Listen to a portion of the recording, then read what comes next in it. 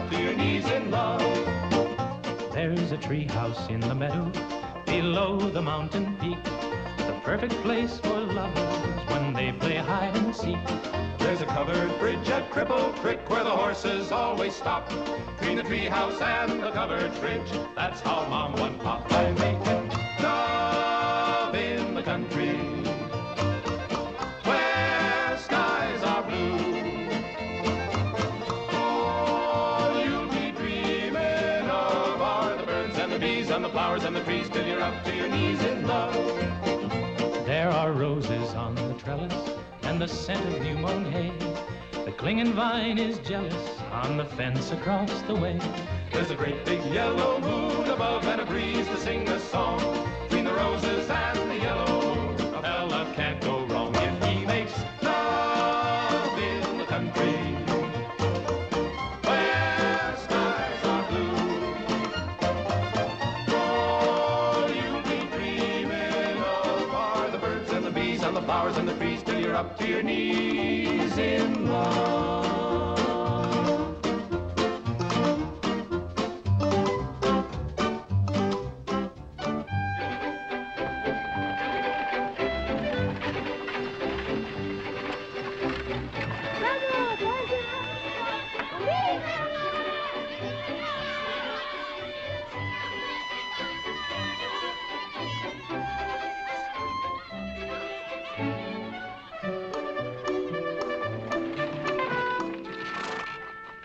Lord to goodness, not again.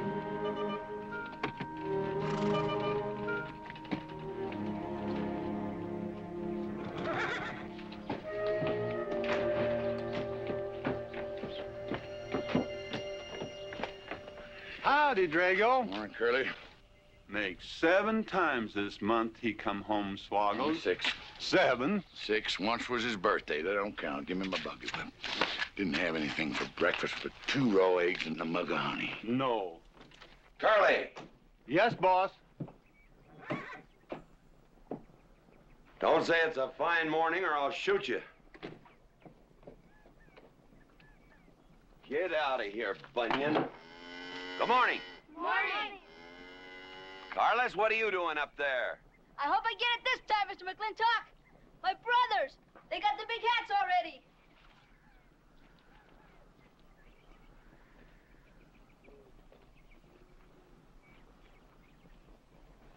All right, let them have at it.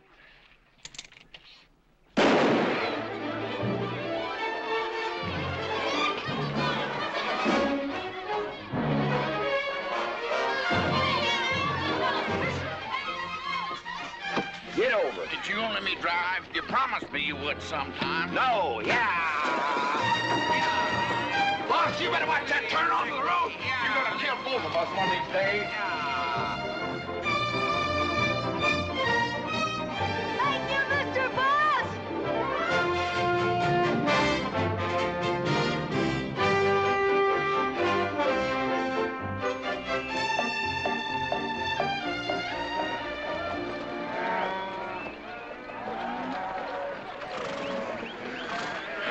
You got cattle in the back, boss.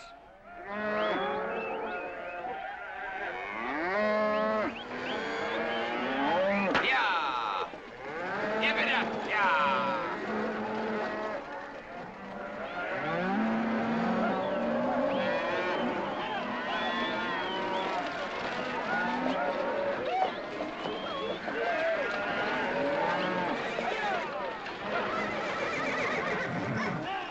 Keep 'em going.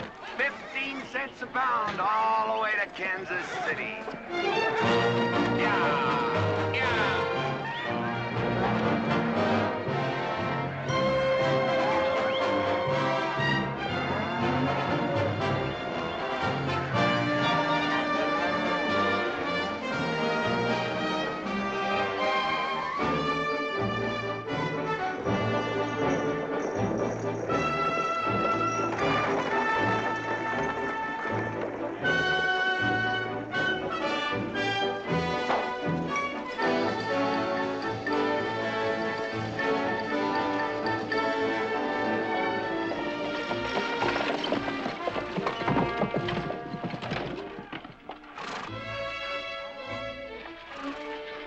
Boss, there's one old pensioner I wished you would pass up.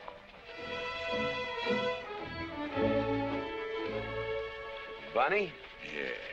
I knew where I'd seen his face before. He's an old timer. He's just been around town a couple of years. Oh, you have no milk of human kindness. Morning, Mr. McLintock. Morning, Bunny. Well, I can see you're in good health. Never felt better. Contrary to what you may hear. Me, my kidneys ain't what they used to be, and my liver's been leaving me bilious. Drago?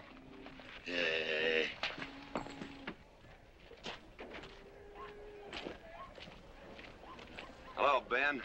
Hey, McLintock. Drago, throw that in the buggy. Yes, sir. It's a scrubby bunch of Sooners, huh? They are at that. Well, it ought to make Douglas happy, lining his pockets with land fees. What are we gonna do? I don't know what you're gonna do, Ben. Me, I do nothing. 200 families. Quarter of beef a week per family. They last 2 years. That can be a sizable number. I got 20 head to 1 of any other brand on the Mesa Verde. I'm not hollering. Some of us haven't got all the money in the world. Some of us ain't old and tired and feel like being put upon. You interest me, young Ben. Go on. So the first time I find one of our hides wearing our brand hung on one of them settlers' fences, I aim to kill me a plowboy. You do what you want, McLintock. We'll do what we want. Fellas my age generally call me GW or McLintock. Youngsters call me Mr. McLintock. All right, Mr. McLintock. Not because I'm afraid of you. You're the big he-stud of this country. And I reckon a fella my age should call you mister. Full grown now, GW. He's a half owner of the spread. I made him a full partner the day the doc gave me the long face. Well, you want him to vote the first time this territory becomes a state, don't you? Of course I do. These settlers get burned out, there'll be a lot of hollering that this country's too wild to be a state. We'll go on being a territory some more, with a lot of political appointees running it according to what they learned in some college where they think that cows are something you milk, Indians are something in front of a cigar store. I'm looking to you to hold young Ben down. I'll do what I can. Come on over to the house once in a while. We'll rack up a few hands of stud. GW, that'll be just fine.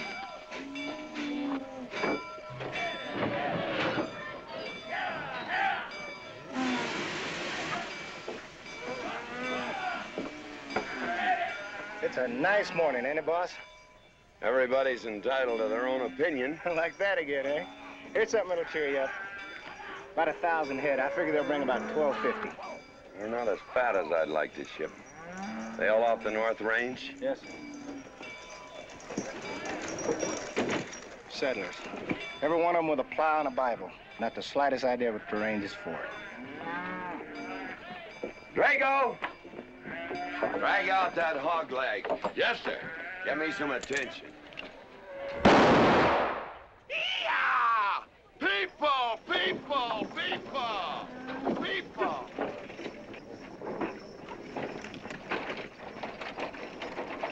Come on, all of you. Gather around. People, come on. Gather around. I'm McLintock. You people plan to homestead and farm the Mesa Verde. Yes, sir. The government give us each 160 acres. The government never gave anybody anything. Some years back, a lot like you came in. You had a pretty good first year, good summer, easy winter. But the next year, the last rain was in February. And by June, even the jackrabbits had sense enough to get off the mesa. Folks, do you know who that is? That's McLintock. George Washington McLintock. I told him that, Douglas. He controls the water rights on 200 square miles of range. You know that lumber you got? It came from his land. Cut by his loggers and milled in his mills. Douglas, I come close to killing you a couple of times when we were younger. Saddens me I didn't. Can you imagine a man who owns all that? Oh, and mines too, I forgot to mention them. All that. And he's begrudging poor people a measly 160 acres. That right, Mr. McLintock? You begrudge us a little free land? There's no such thing as free land. If you make these homesteads go, you'll have earned every acre of it. But you just can't make them go on the Mesa Verde. God made that country for buffalo. Serves pretty well for cattle. But it hates the plow. And even the government should know that you can't farm 6,000 feet above sea level. Any trouble, Mr. McLintock? No trouble, Jeff.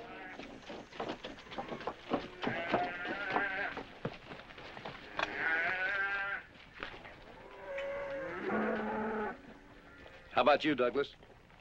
Douglas? Just plain Douglas, eh? And you call him Mr. McLintock. Why? Well, Douglas, I guess it's because he earned it.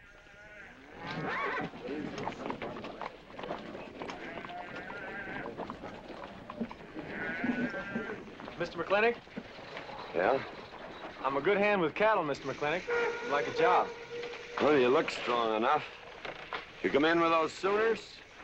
Well, yes, sir, but we don't have a homestead. Can't use you.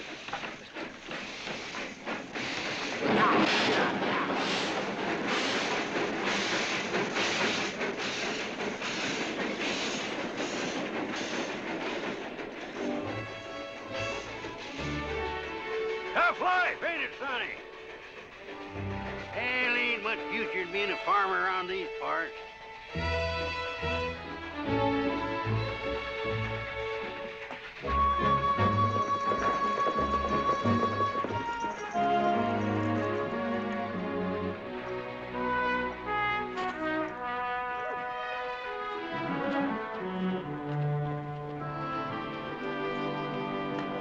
Ladies, this is the finest Chantilly lace available anywhere.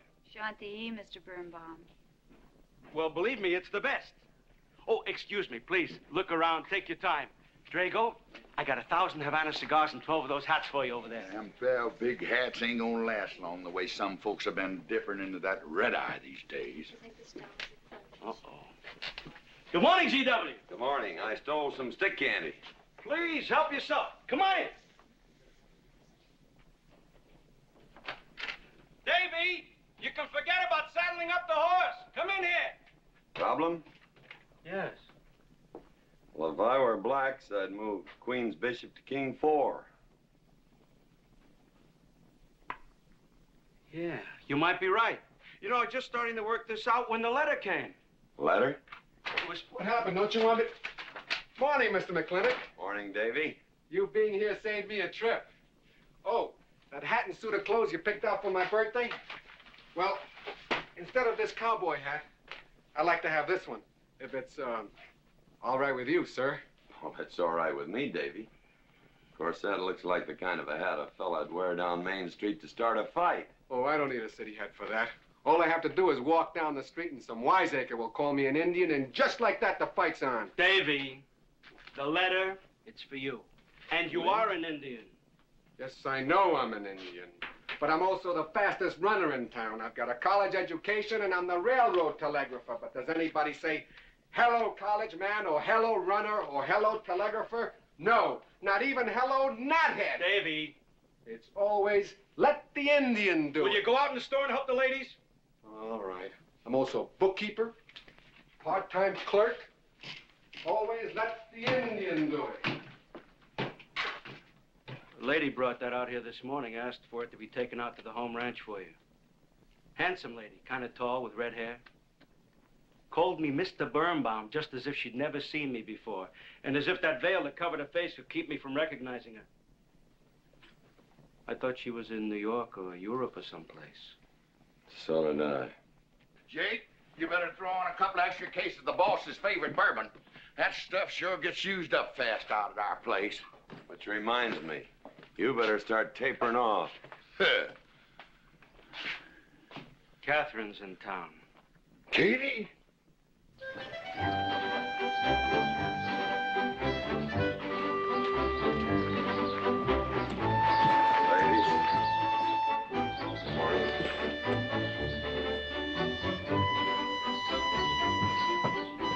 Morning, Mr. McClintock. Morning, Mr. McLintock.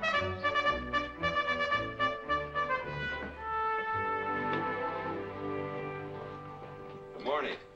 Hello, morning, Matt. Darling. Pomeroy, Morning, GW. what are you doing in here? Why aren't you out at the desk? Helping out the bartender. Yeah, I see a busy day. Give me the key to room 17. What? 17, and don't advertise it. Here they come, Mr. McLintock.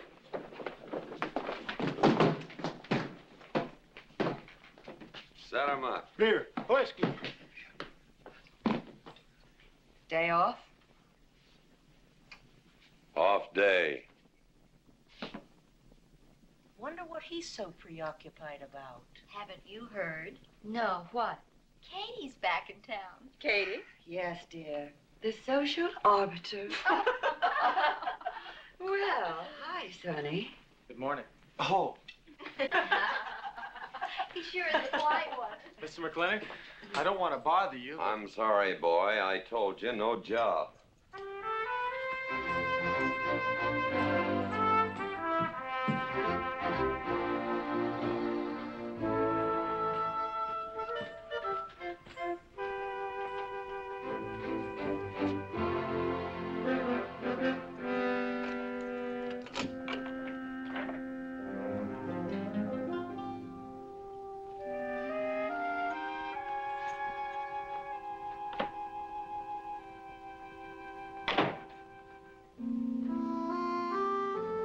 Catherine? George Washington McLintock.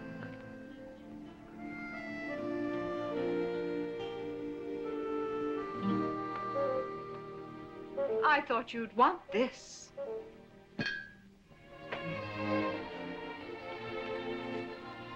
First dig of the spur. But who am I to upset your plans? Don't you feel kind of silly? I never feel silly.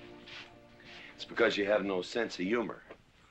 Why couldn't we sit down in the hotel dining room and talk about whatever it is you want to talk about? Or why couldn't you just come over to the house?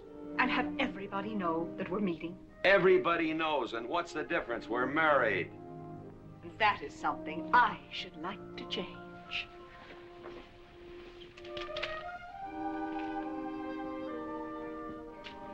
You know the answer, Katie.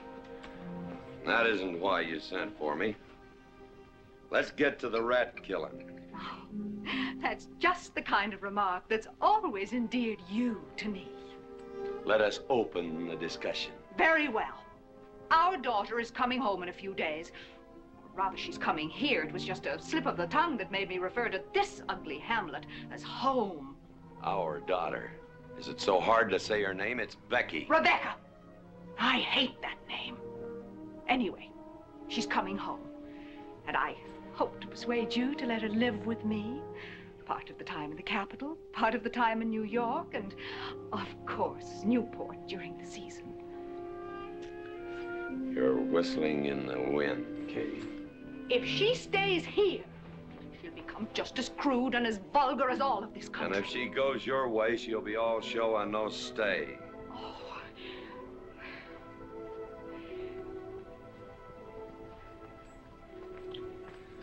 No go, Kate. I hate you. Oh, how I hate you. Half the people in the world are women. Why does it have to be you that stirs me? Animal. That's the story. I saw your picture in the paper at the governor's ball. You were dancing with the governor. But at least he's a gentleman. I doubt that. You have to be a man first before you're a gentleman. He misses on both counts.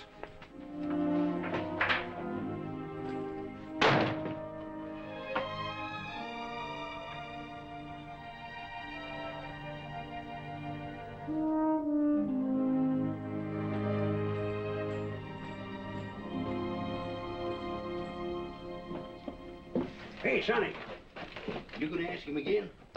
Nope. Hey, boy, you got a pocket of pride. You got a bag. You better listen to an expert, Sonny. I'm telling you, you got to grovel. Human nature gets him every time. Mister, leave me alone. Everybody does it one way or another.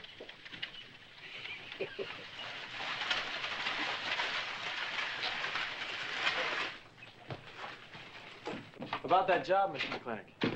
I already told you, son, I've got no need for farmers or use for them. Just 1 minute, Mr. McLintock. My father died last month. That's how come we lost our homestead. I've got a mother and a little sister to feed. I need that job badly. What's your name? Devlin Warren. Well, you got a job, son. See my home ranch foreman. He's over at the corral.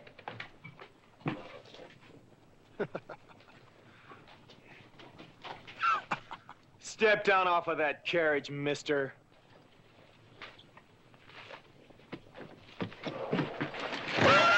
Hold that hog leg. I've been punched many a time in my life, but never for hiring anybody. I don't know what to say. Never begged before. Turn my stomach. I suppose I should have been grateful you gave me the job. Gave? Boy, you got it all wrong. I don't give jobs, I hire men. You intend to give this man a full day's work, don't you, boy? You mean you're still hiring me, Mr. McLintock? Well, yes, sir. I mean, I'll certainly deliver a fair day's work. For that, I'll pay you a fair day's wage. You won't give me anything, and I won't give you anything. We both hold up our heads. Where do you live? The settlers' encampment, down by the mine. That's your plug? Yes, sir. Well, hop on him, and we'll go get your gear.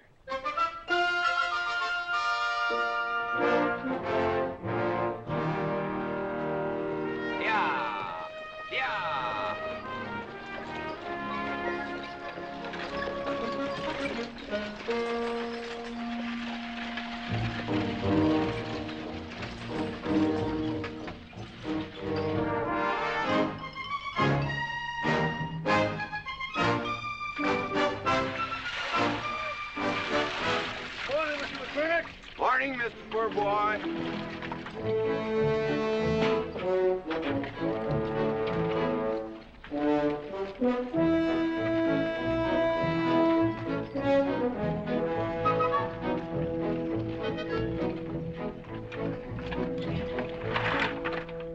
I'm sure that all you fine people are interested in knowing just what portion of this new land will be your new home.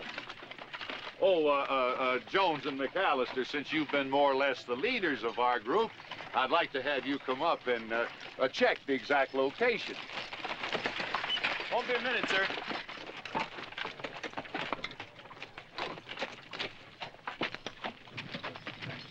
Go after that boy and give him $30. Tell him McLintock pays these riders a month in advance. From the looks of things, they could sure use it, too. Oh, Mom? It's Mr. Drago. More. Well, and what do we owe this visit from the cattle baron? I've got a touch of hangover, bureaucrat. Don't push me. Oh, backman!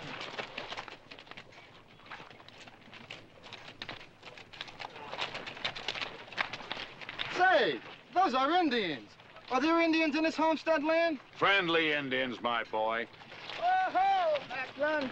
Oh, running buffalo!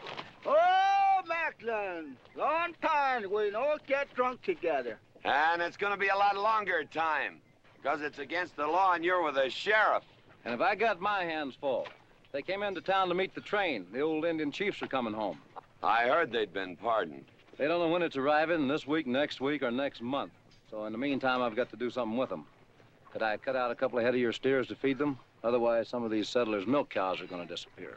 That's right, Macklin.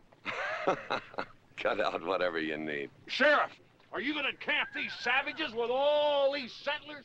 You're asking for trouble. Mr. Douglas, I already have plenty of trouble. Please stay off my back. Running Buffalo, bring your people over to the clay slide. Go. Hello, Mr. Macklin. Tiny Mouse, it's nice to see you. You wouldn't believe it now, but 20 years ago, she was a mighty handsome maid. 20 years ago, you thought so too, Mr. Douglas.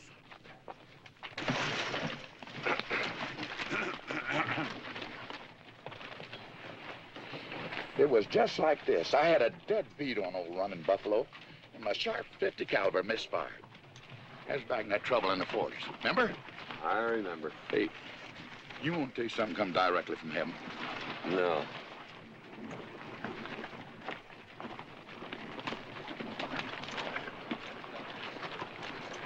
Where'd you get this? That boy's mama baked them. You thinking the same thing I am? She's a widow woman, boss, and she's got a long, hard road home. Hire her.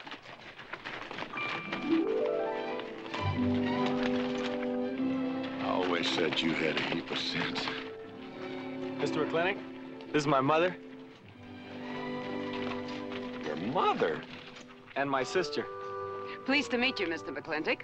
Ma'am, this here's my boss, and he has a few choice words to say about your biscuits. Yes, Mr. McLintock? Well, they're great.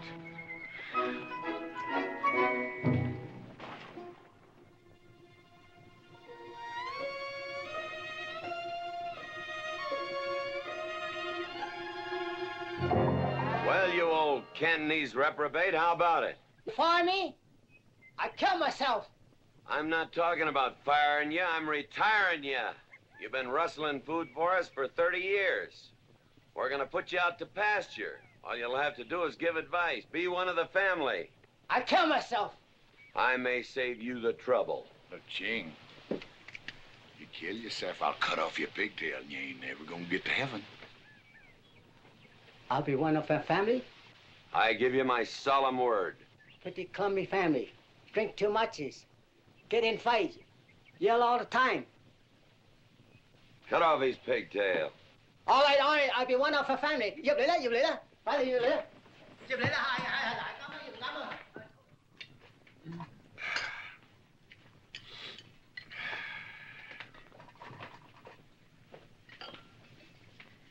I hope everything is satisfactory.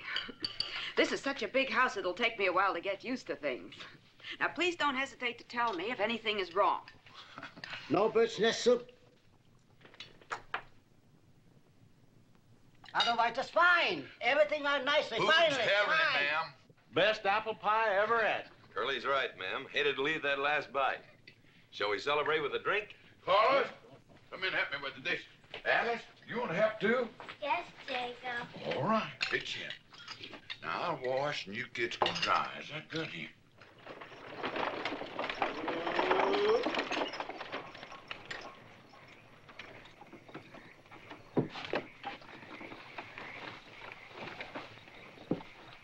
Don't seem possible one woman could use all them clothes. You keep a civil tongue and your unprepossessing face. Yes, ma'am. And unload my baggage, please. Yes, ma'am. By the way, what does that word unprepossessing mean?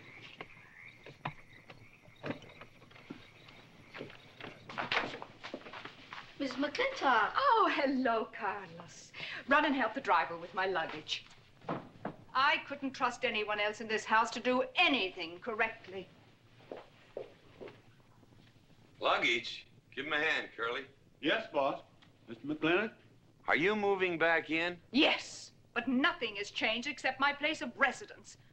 And I'd be willing to put up with savages rather than be denied the company of my daughter. And I'm proving that by moving in here. Mr. McLintock, since it's my first day, would you excuse me if I, Go ahead. Oh, Catherine, this is, Dev Warren. He joined the outfit today. Please, ma'am. Thank you. Well, how refreshing. A polite young man here. Where did he come from? He's a farmer. A farmer? Well, I'll be doggone. Kate, welcome home. What on earth are you doing in that idiotic-looking outfit? And don't you dare call me Kate. That's my butling suit. I'm butling for the boss. And I'm sorry, Catherine. That Kate kind of slipped out from the times I remembered you as being nice people.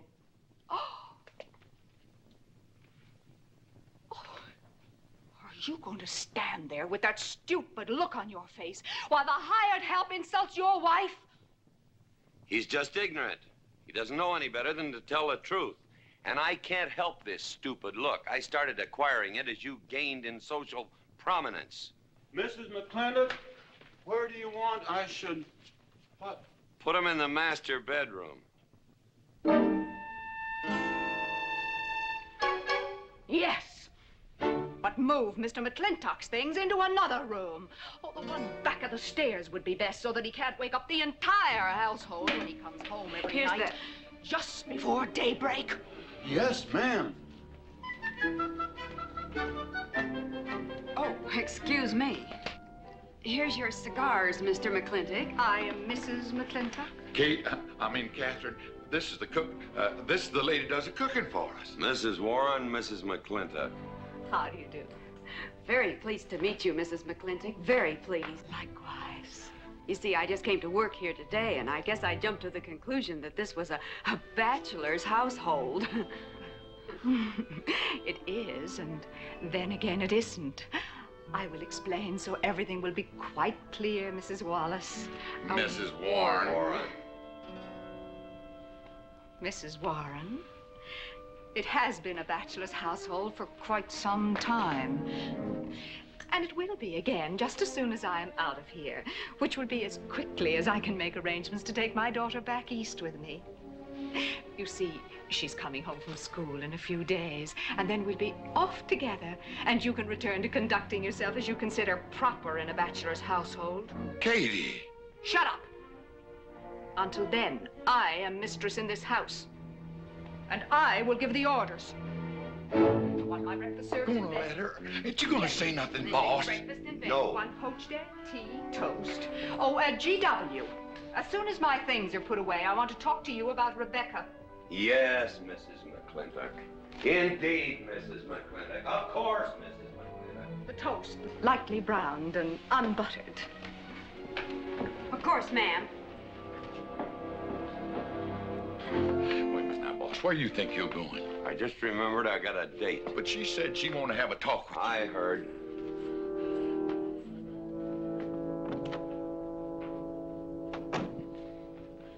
Good evening, Lem. Good evening, Mr. Mack. Yep. Say, Mr. Mack, what does unprepossessing mean? I was called that once, Lem. Looked it up in the dictionary. It's best you don't know what it means. Uh-huh. Thank you. You up?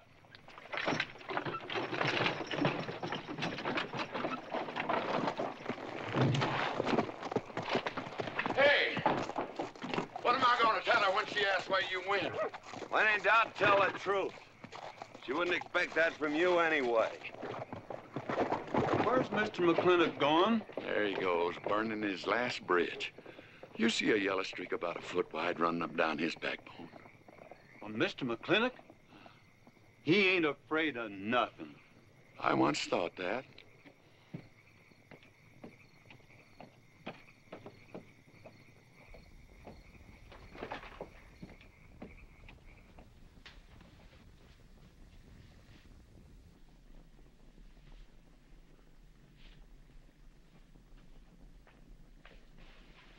Drago? Yes, ma'am. Was that, He took off, lit out. I told him I wanted to talk to him. Yes, ma'am. I was standing right over here when you said it, and I was standing right out there on those front steps when he walked up to a horse, grabbed a hunk of mane, stepped up on him, and sunk spur. Where did he go? Last time I saw him, he's going east. But you know him, he's liable to go north, south, or west. Get me a carriage. Yes, ma'am, but... But what? Maybe you shouldn't follow him into maybe where he's going into. What does that mean? I don't know, but I wish I hadn't said it. Just get the carriage. Yes, ma'am. What happened? Get the Bruce. Baruch? Hitch it up. She wants to go to town. But Mr. McLintock never said anything to me about it. Look, young fella, I'm the ramrod around this place, and you better start giving me a yes, sir. You're gonna get the roof of this house pulled down on your head. Yes, sir.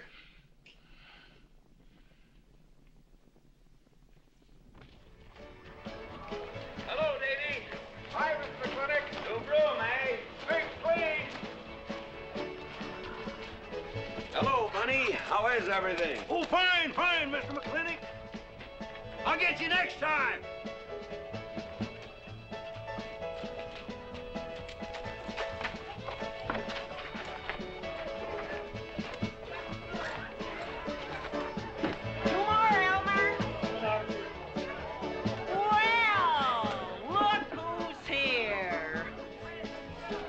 Coffee, Mac. Same as usual? Ladies. Evening, GW. Jake? Wrong move. What? Chess problem. Queen's in danger.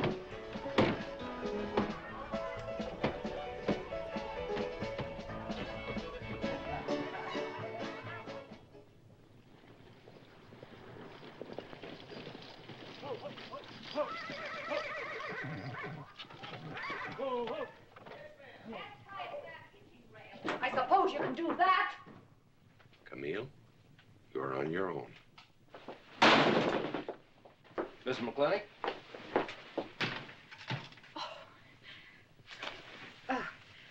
I'm Camille.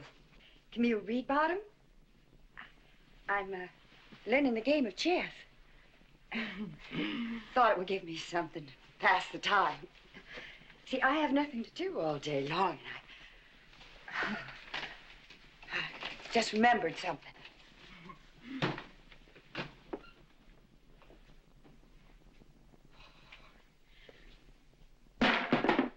Catherine, I didn't hear you come in. Mr. McLintock, I told you that I wanted to talk to you. Not now. Could I get you a glass of sherry, Catherine? Oh, thank you, Mr. Birnbaum. I could use one. I came into town behind a runaway team. Drago never could handle horses. It was that young man whose mother pretends to be your cook. Catherine, your wine. Oh, thank you, Mr. Birnbaum.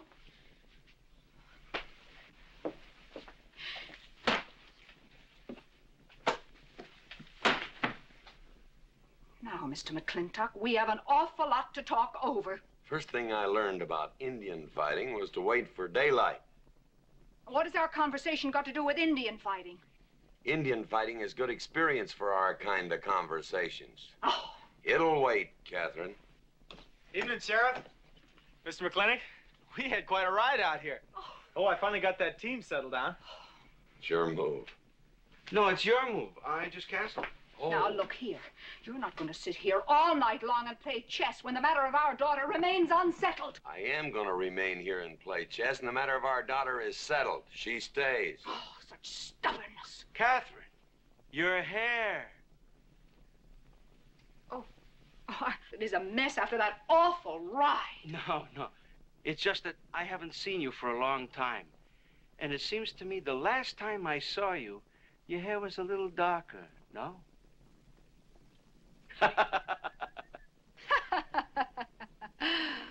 It's a funny thing that tricks a man's memory will play, huh? Mr. Birnbaum, I think that you've completely lost your mind. You have done something to your hair. I have not. I had it been none of your business. I'm certainly not going to put myself in the place of those blondine trollops that you seem to prefer. Take it. Huh? Oh. Fill it. Oh.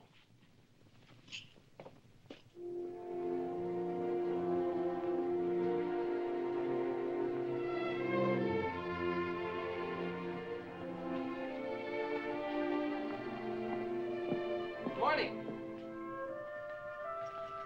You fellas still at it all night? McLintock never quits. But a Birnbaum has to. Besides, the game is over. You got me. Oh, no, Mr. Birnbaum. You still got a good game. Oh, you play chess? Please, take up.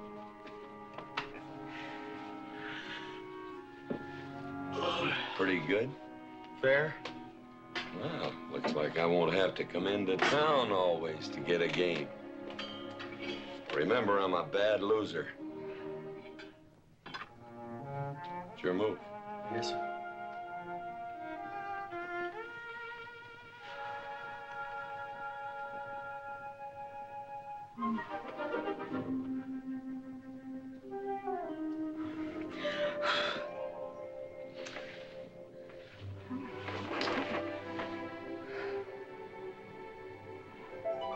Good morning. Good morning. Oh, it's not morning already. Mm-hmm. Cup of coffee? Oh, yes, thanks, Jake. You're welcome, Catherine. Got any cream? Canned cow's milk. A Mountain Dew. Good old condensed milk. That reminds me. I was cleaning out my desk the other day. I found something I wanted to return to you.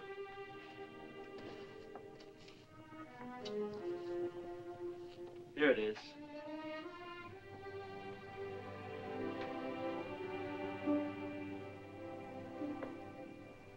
It's a medal, remember? From the President of the United States of America to First Sergeant Michael Patrick Gilhooly for bravery above and beyond the call of duty. It's your papa. Reminds me of the first time I ever saw you. It was over 17 years ago.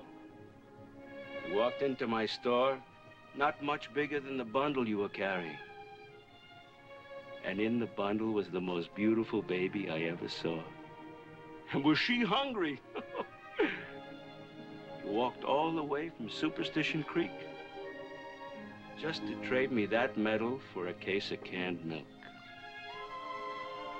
GW was off somewhere as usual, fighting Indians. Sheriff!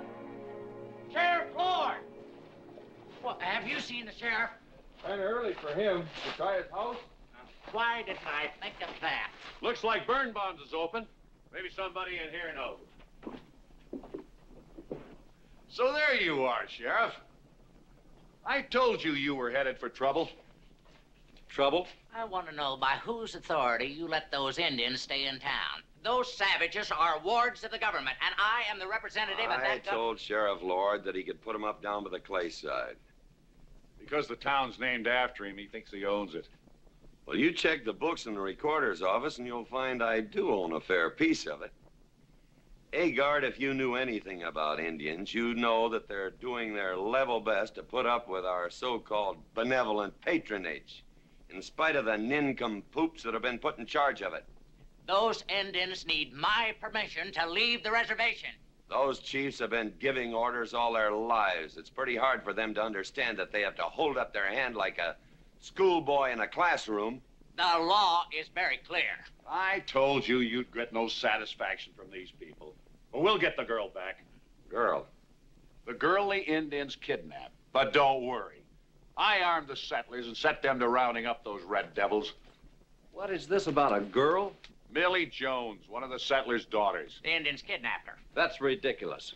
And you turned loose a lot of farmers with shotguns? I certainly did. You're insane.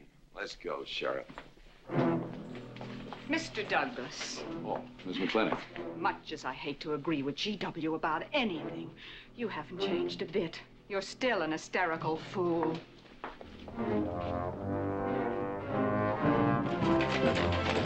Come into town, I got worried. What about? Thought maybe Katie shot you. Not yet, Drago, but it took restraint.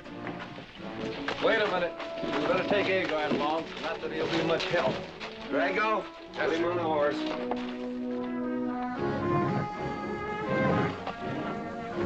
Just a minute. Well, I'll drive. Yes, sir. Agard, what are you doing? Agard, this is serious. Stay with him, Agard.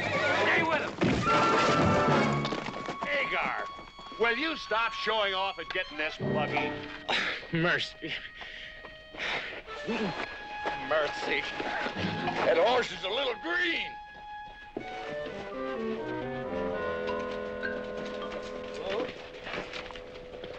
Let's go. yeah.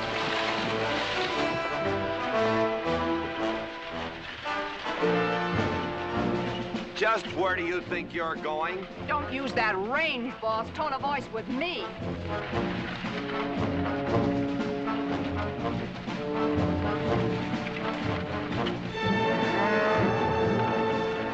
Carter! Headed for Mr. Poor Boy's mine. Mount up some riders. Right, boss. You heard the man. I don't like it, Mr. McLintock. I don't like it one bit. What don't you like? They're planning to hang an Indian.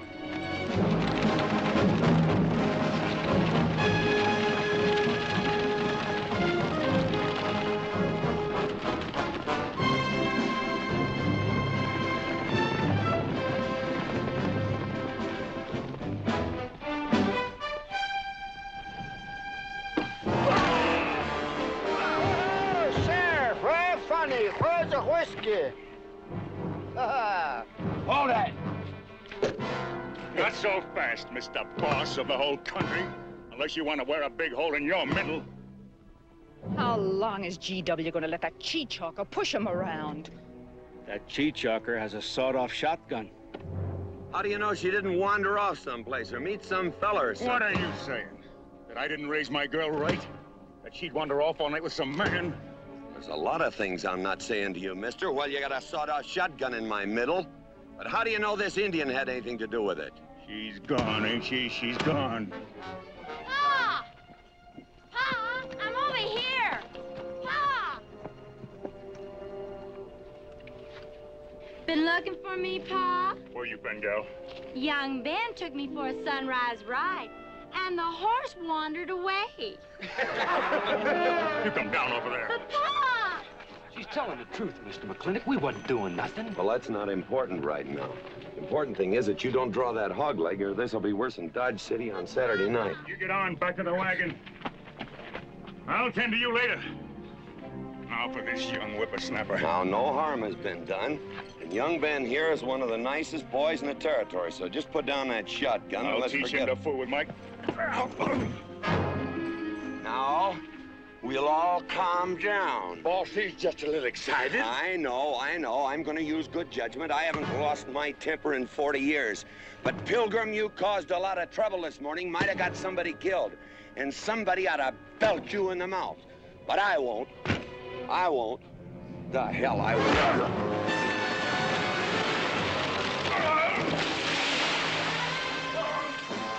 McLintock Rider!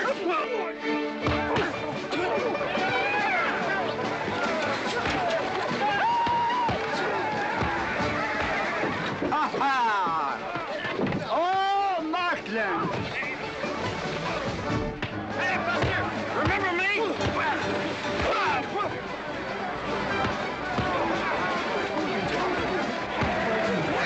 Hello, sir. Nice party.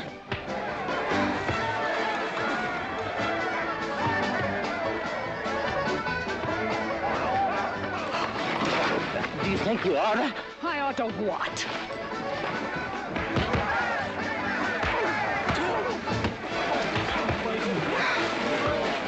Why, you...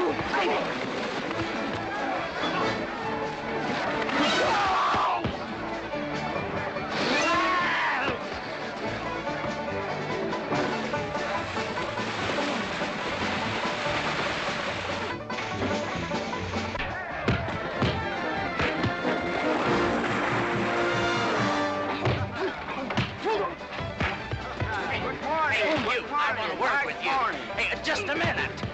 What do you do? My glasses. Hey, now stop this or you'll be sorry.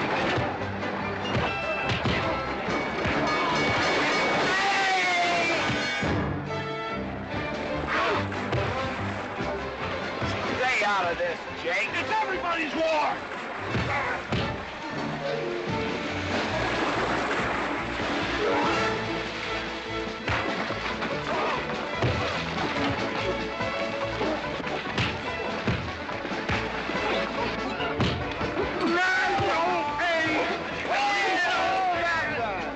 Where's the whiskey?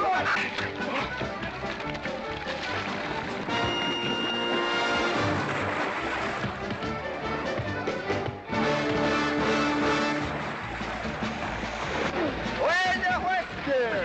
Goodbye. Goodbye.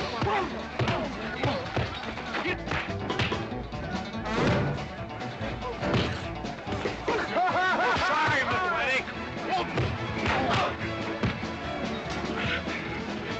Oh, Matlin. Thanks. Ha-ha, very funny. Yeah, very funny.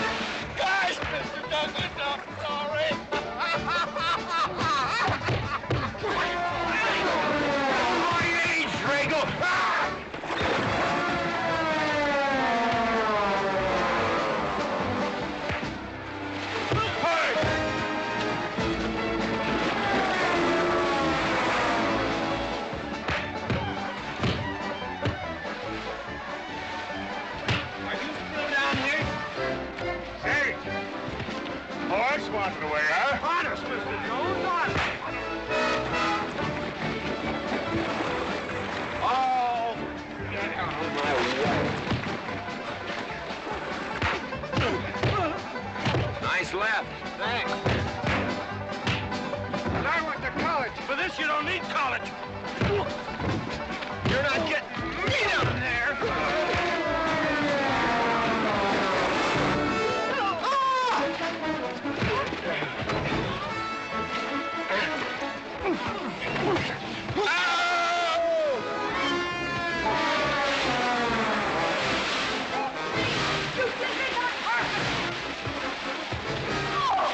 Why, McLintock, you big... Good morning to you, Mrs. McLintock. Buddy, you big... Yowie!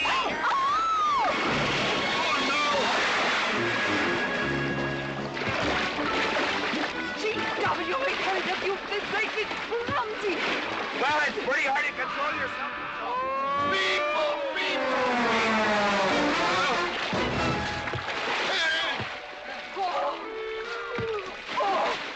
Oh, Macklin! Oh, Macklin! What's party? But no whiskey. We go home.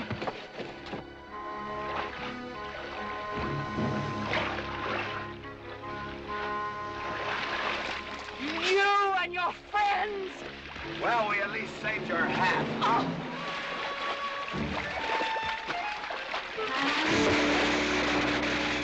Where is everybody? Oh, for heaven's sakes.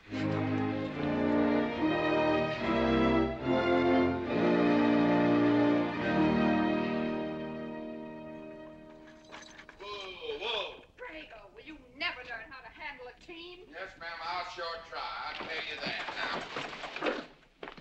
now. Try me family. You want to lose your pigtail? I lose face. Lousy lot of tips. You want to lose more than that? Kate, Yes? we could be a big help to one another. Like what, may I ask? Well, we could wash the mud off of each other. We used to have quite good times doing that sort of thing. There are a lot of things we used to do. Good night, Mr. McLintock.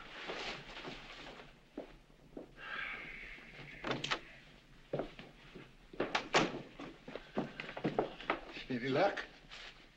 What are you talking about? I mean, divorce. She still want it? Yeah. You know something? Women are funny. She fought like a wildcat on your side out there this afternoon. Come home, she slams the door in your face. That divorce business, is that what you get when you pay a woman not to live with you? That's about it. Some women I've known it'd be worth it. You know, if we had any moral character, we wouldn't be standing here covered with mud drinking when we should be washing. G.W. Drago.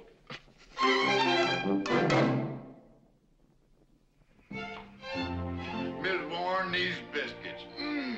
Oh, thank you, Drago.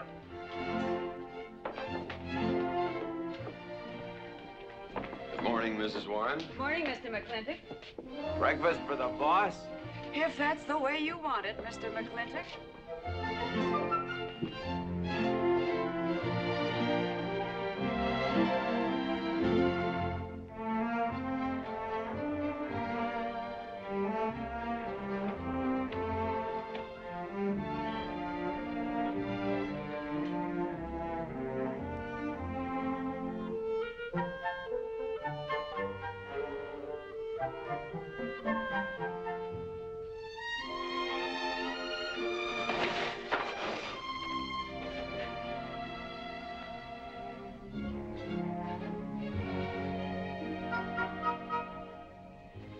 One poached egg, tea, toast, lightly browned, and Why, Mrs. McLintock, you have a black eye. I do.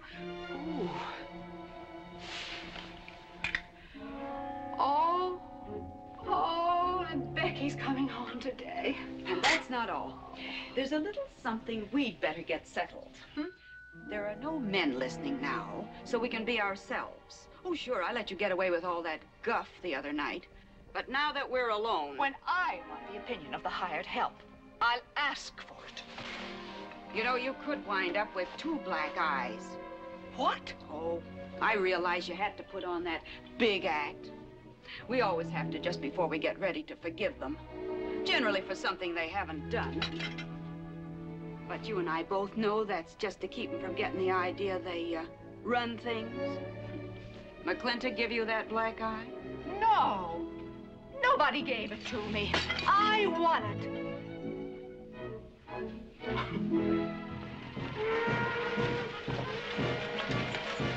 Morning, Davy. Morning, Mrs. Beach. Mr. Beach.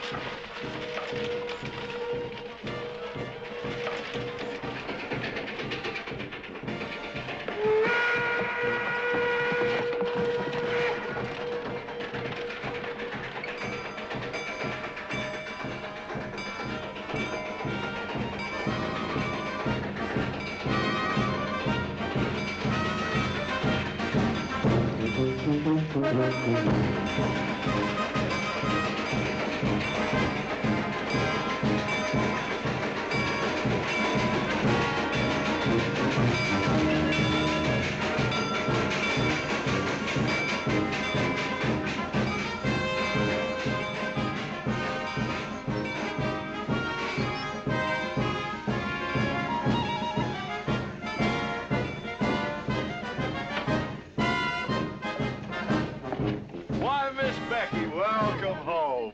Hi, Becky. My How boy. are you? Good to see you again. Daddy! Well,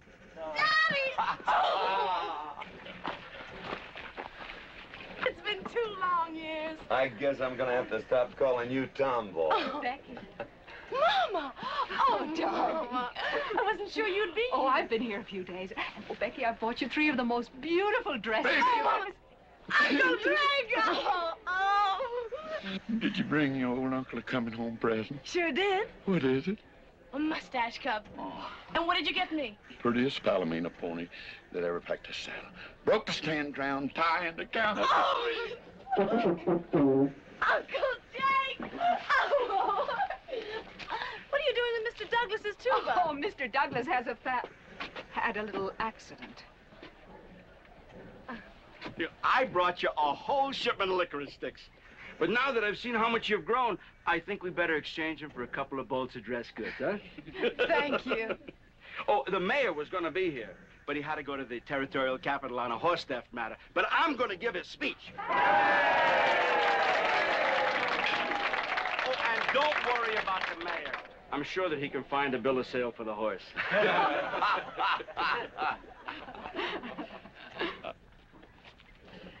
Ladies and gentlemen, we are here to welcome the fairest... What am I doing? We are here to welcome back the prettiest girl that was ever born in McLintock, or in any part of the territory.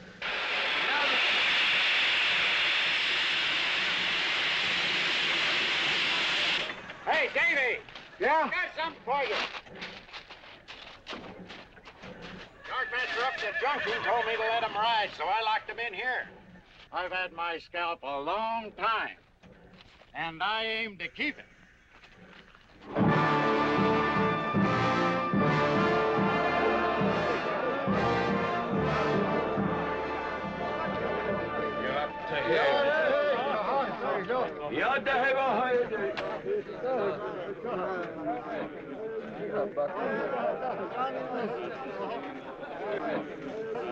And now she's come back to us.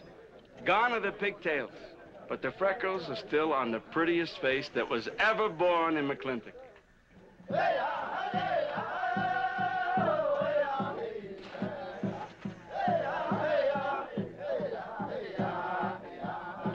Hey, that's Puma. And it's true. The government did turn them loose. Good old Puma. I'll never forget when he brought G.W. home. Your father had a hole in his chest and 104 fever. Of course, they weren't very mannerly about it. He came past the house at a high lope and threw him on the doorstep. And you do remember them good old days, don't you, Katie? Catherine.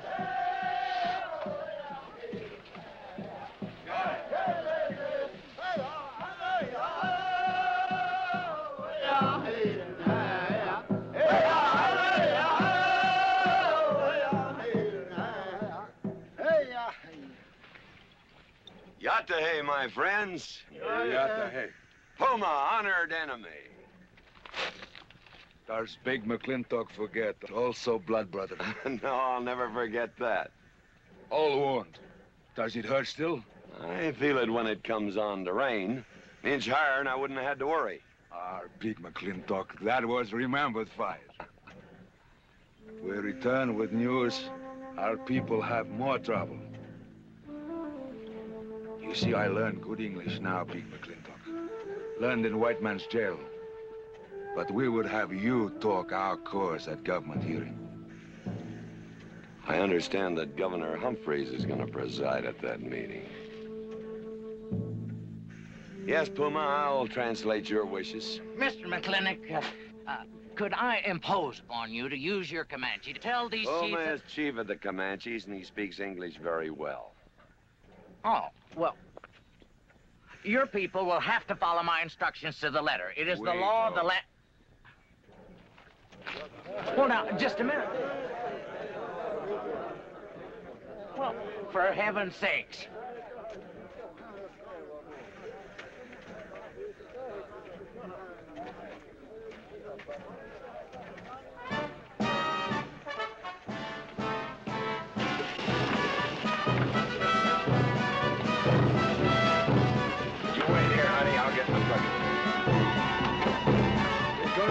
Right? Surely. Will I see you there, Beth? Of course, Davy, and you can have the first name. Sis? Don't want any sister of mine talking to strangers. Davy's not a stranger. He clerks in Birnbaum. He's an Indian.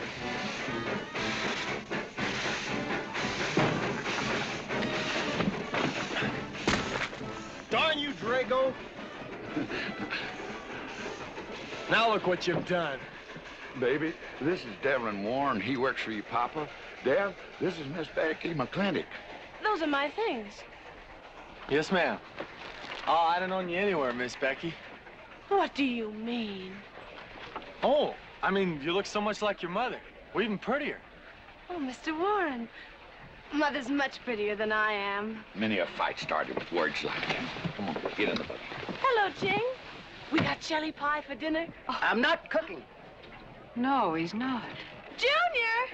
Yes, Miss Becky. You remember Junior Douglas, Mama? Oh, of course. How's college? Valedictorian, 95. Oh, congratulations. Oh, Mr. and Mrs. Douglas, we will see you at the party, of course. Oh, delighted. Well, it'll be pretty hard to keep young men away. Yes, sir. Drago? Yes, boss. Baggage all loaded. G.W. You remember young Junior? Oh, yes. Like father, like son. Mr. McLintock, I hope you don't think I'm being presumptuous in asking for the honor of calling on Miss Rebecca. Well, there she is. Ask her yourself. Well, thank you, sir. Ching, now I'm going to get fired. Get up out of here. Thank you, sir. Thank you. Have you no manners? See you at the party, Junior! Yeah. Yeah. Yeah, what?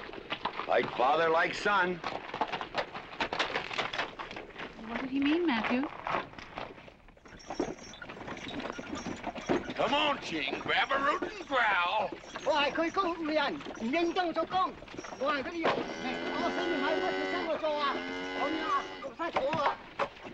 you're doing a good job, Miss McLintock. Thank you, Miss Flora. Dad, when you're finished there, go over and help Drago with the beer cakes. Yes, Mom. Deb, could you come and help me a minute?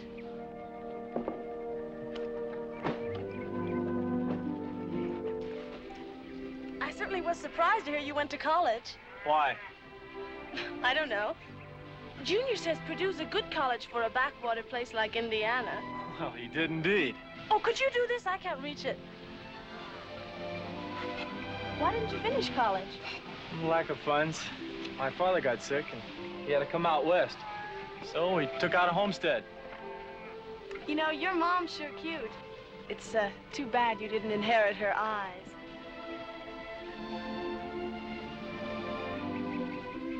Well, you'd been lucky if you'd inherited a few things from your father. Oh, really? For instance? There's common sense, for instance. Common sense? Yeah. You don't see him being fooled by some dude like Junior Douglas. Junior's not a dude. He's nifty.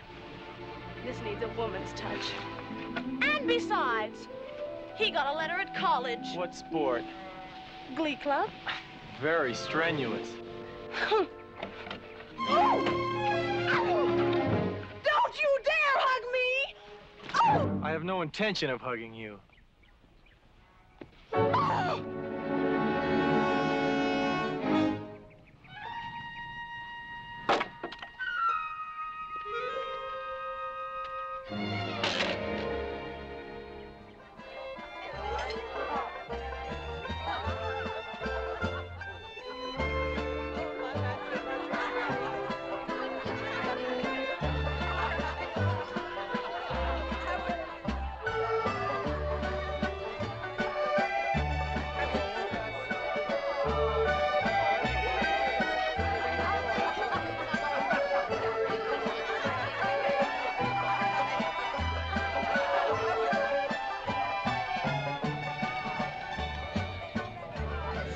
Ladies all look lovely, Catherine.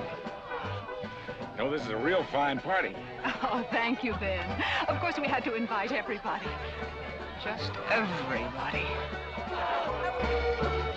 Sorry, GW, but this one's mine. Well, thank you, Mrs. Warren. I guess I'll have to be a good host in my own home. Well, the next one's yours, Mr. McLintock. Thank you.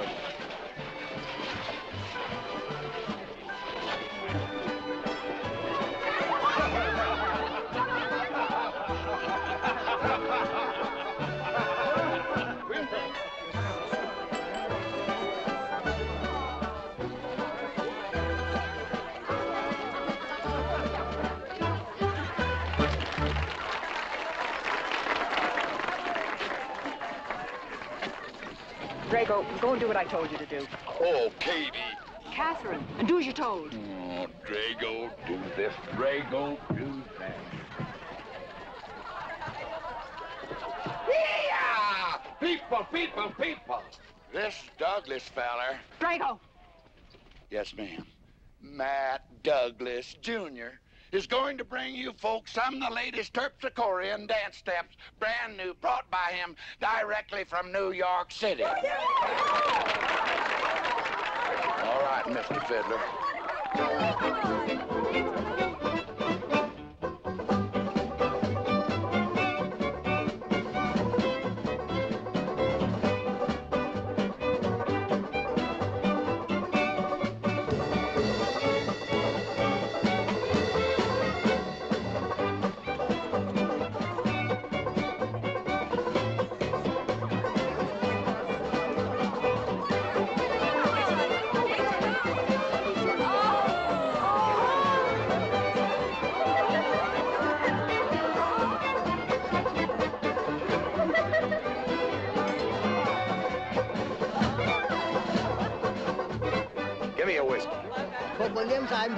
What? Just turned a 10-gallon party, boss. We're running out of whiskey. Well, I can take care of that, Shane.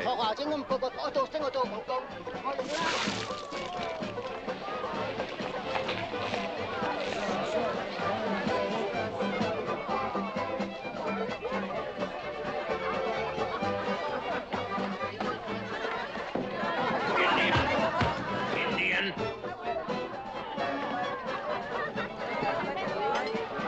And you still got any ideas about asking my sister to dance? Get up and we can do this all over again.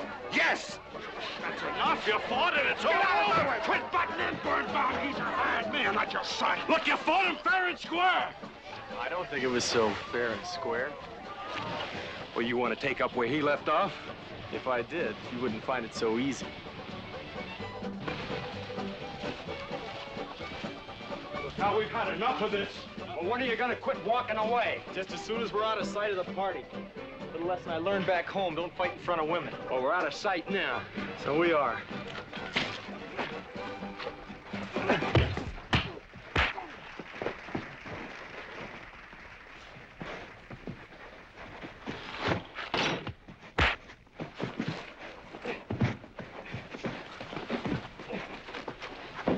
Such vulgarity.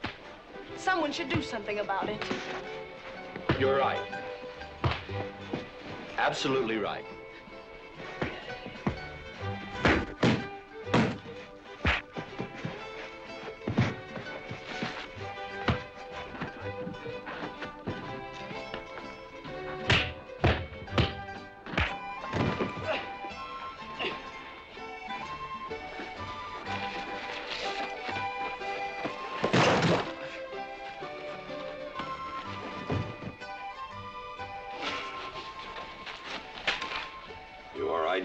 man? I'm all right, Mr. McLintock. Pretty fancy fighting for a country boy.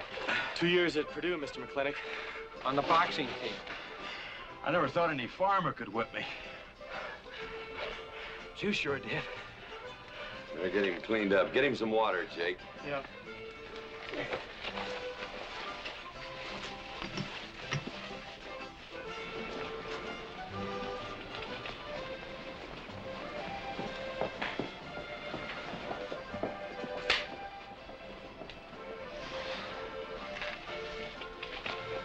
Get yourself cleaned up.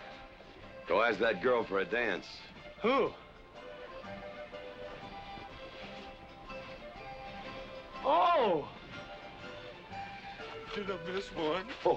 Where is he? I'll find him, that young whippersnapper. Trouble. Where is that farmer boy? Where is he? Where is he, G.W.? Oh, so you're the young farmer boy that whipped my nephew. Well, I'm Fauntleroy Sage, young Ben's uncle. Well, I'm no farmer, but if you're young Ben's uncle, yes, I whipped him. And you're intruding. What's intruding mean? Butting in. Oh, so he's insulting me. Well, then I got another reason for walloping him. Besides, on account of him thrashing my nephew, young Ben. Fauntleroy, you can't get mixed up in these youngsters' quarrel. Family honor. I can't have said a farmer whipped a sage. You're twice his size. Don't let that bother you, Mr. McLintock. Mr. Fauntleroy insists. I'll just have to teach him the same lesson.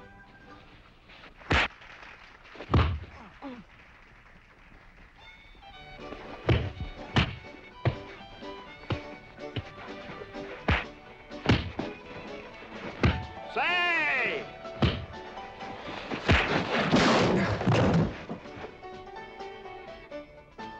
Sorry, young feller.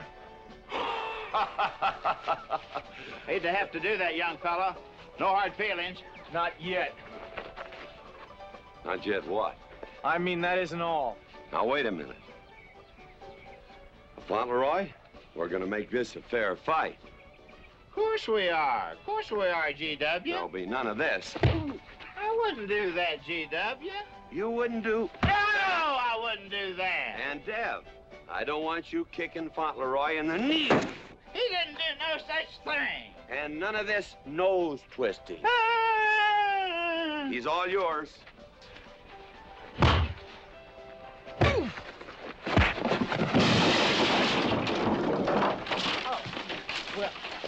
Well, where are my glasses? You all right, young feller? Ouch! I'm all right. This Indian agent will stop stepping all over me. I beg your pardon, G.W. You're just funning me.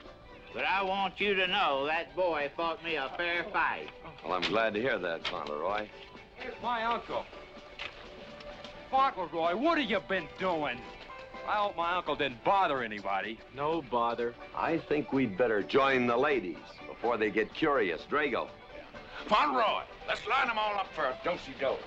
Jake, you think tincture of arnica would help? Could be. Used to help you. Gentlemen, to the medicine cabinet.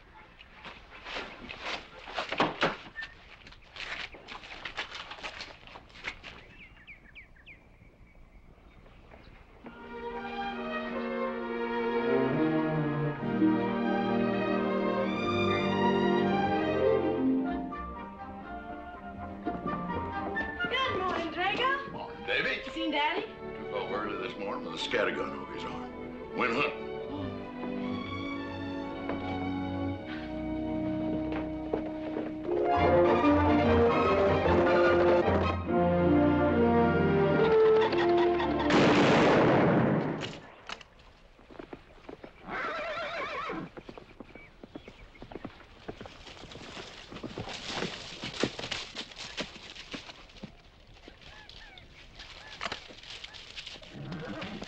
Morning, Daddy. Good afternoon. I'll get you out so early. It's something I have to get straight in my mind. Yeah? What? Mama.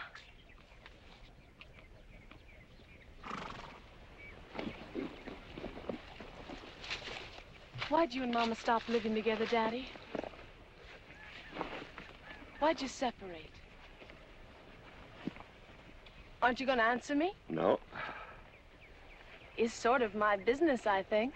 I don't. Is it another woman? Usually is. At your age, you always know what's usual. Is it Mrs. Warren? Becky, I don't want to start laying the law down your first day back home. But I'll have no more such talk. First time I ever saw Mrs. Warren was last week. She has a job here at which she's very good. And I hope you'll have the good manners to not pry into other people's business. Your mother's and mine. Pretty good shot, Daddy. Oh, I can understand your trouble. Mama's often so, well, so petulant. Petulant? You learned a lot of words back east, Becky. Wish to God they'd have taught you some meanings. You were only about 6 months old when your mother stayed alone with you in a sod hut under 8 foot of snow, while I moved the herd 300 miles south to try and save it. Saved about half of it. You were a little more than a year old at the time of the great Comanche raids. We stood off 500 Plains Indians for 9 days. Petulant, Becky? I think you better go on home. See that Ching gets those birds.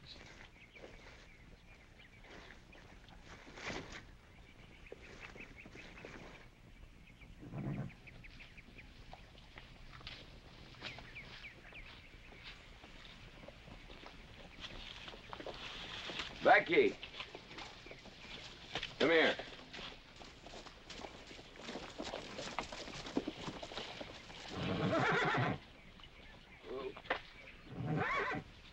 There's something I ought to tell you. Guess now's as good a time as any. You're gonna have every young buck west of the Missouri around here trying to marry you. Mostly because you're a handsome filly. But partly because I own everything in this country from here to there. They'll think you're gonna inherit it. Well, you're not. You're gonna leave most of it to, well, to the nation, really. For a park where no lumberman will cut down all the trees for houses with leaky roofs. Nobody will kill all the beaver for hats for dudes, nor murder the buffalo for robes. What I'm gonna give you is a 500 cow spread on the upper Green River. Now, that may not seem like much. It's more than we had, your mother and I. Some folks are gonna say I'm doing all this so I can sit up in the hereafter and look down on a park named after me. Or that I was disappointed in you. Didn't want you to get all that money. But the real reason, Becky, is because I love you. And I want you and some young man to have what I had. Because all the gold in the United States Treasury and all the harp music in heaven can't equal what happens between a man and a woman with all that growing together. I can't explain it any better than that.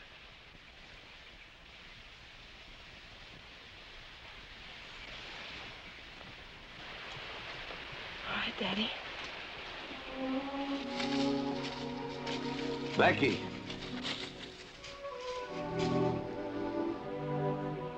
When you're as old as I am, you'll thank me for this.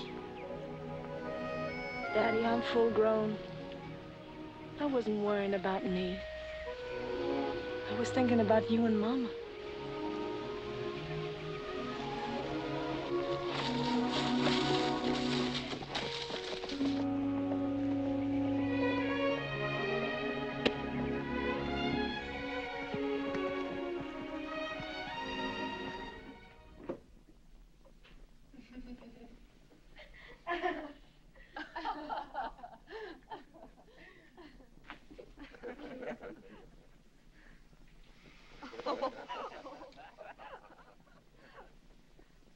Oh.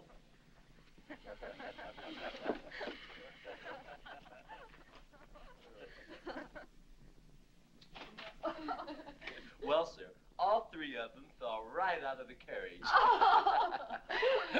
Well, it's getting rather late, Becky. It's bedtime. Oh, Mother. He brought this. He must have intended to use it. Oh, well. Sing us a song. Well, if you really want me to. Gosh, I haven't played in You quite know just right for me. Sure. It's the rage now. Oh. Oh. Dev, what are you doing? Oh. I just thought I'd get another cigar. Well, you've got one in your mouth and two burning in the tray. Not move. Fellas want me to play all the time. You're cuter than a baby steer and softer than a mouse's ear. I want the whole wide world to hear. You're just right for me. You're sweeter than... Oh, no, not that rhythm, Junior. Do it the way they do at the plaza. I know the words. Sure, Becky. Will you sing with me? Of course. All right. I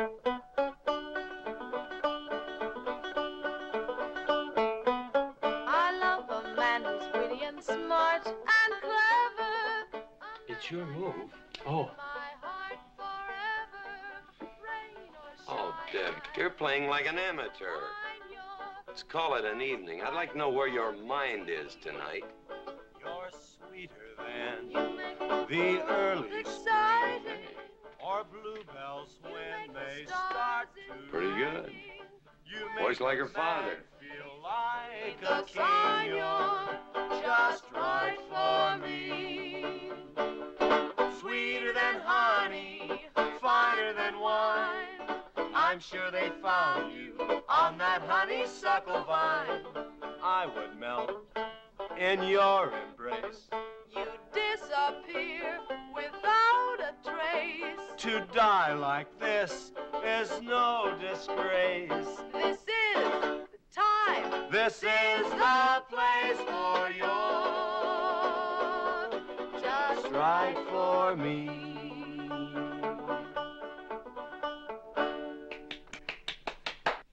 Well, that's so good, I kind of hate to break this up. But if we're going to have that Indian hearing tomorrow morning... sir, about our conversation earlier this evening, I believe I'd better apologize. Yeah? Yes, sir, I've been thinking it over, and when I called you reactionary, well, that's merely my generation's term for your generation. It's nothing personal, sir. Oh, really? Well, good night, sir. Good night, Miss McLintock. Good night, and do come again. Good night, Drago. Night.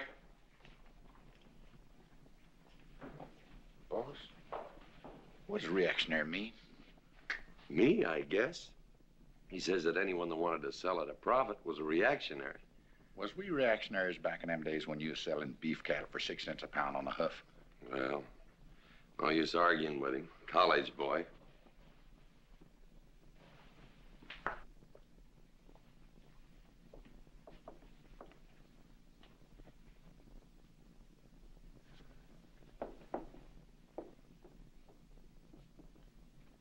Devlin Warren, if you was my kind of man, you wouldn't let some dude walk off with the prettiest girl west of Denver without putting up some kind of fight. Does it show?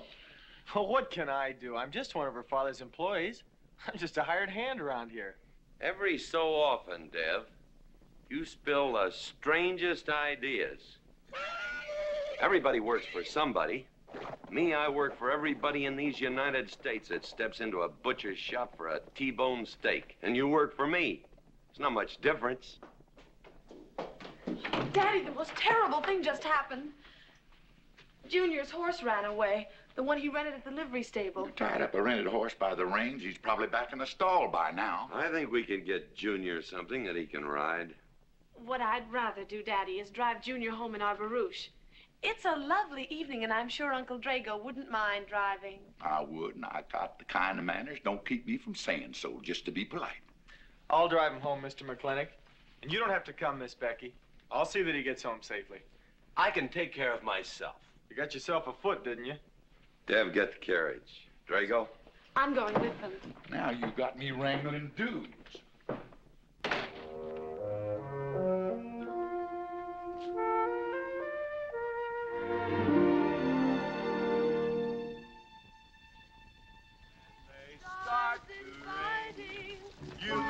man feel like a king.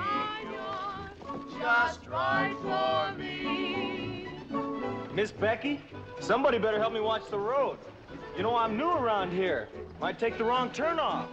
Devlin Warren, you know there isn't a turnoff between here and town.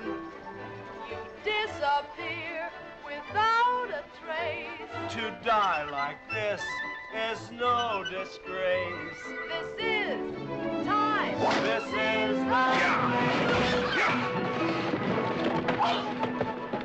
Devlin Warren, what are you trying to do? Kill us? Rather have your friend drive?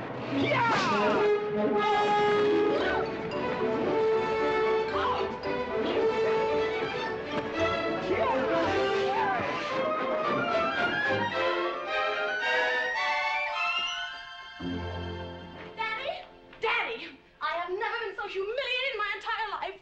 I said what I said, and I'll stand by it to the death. Shoot him, Daddy. Shoot him at once. Why? My honor is at stake.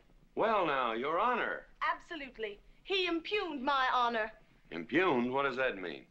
Slander. He slandered my honor. He did? I said what I said, and I'll stand by it to the death. He admits it, see? Shoot him. Well, what is he admitting to? Why, he called me a... I won't even repeat the word. I didn't necessarily call you anything, but I said what I said, and I'll stand by it to the death. Well, just for the tally books, what did you say? I said that any girl who would permit a man to kiss her before they're formally engaged is a trollop. He said it again. Shoot him. Now, hold on. No, don't hold on. If you're my father, if you love me, you'll shoot him. Well, I'm your father, and I sure love you. So? Oh, you shot him. You really shot him. Hey! He dies. If he dies, he'll be the first man ever killed with a blank cartridge. We use this to start the races on the 4th. Hey! I'm on fire! Oh, you poor dear. Poor dear?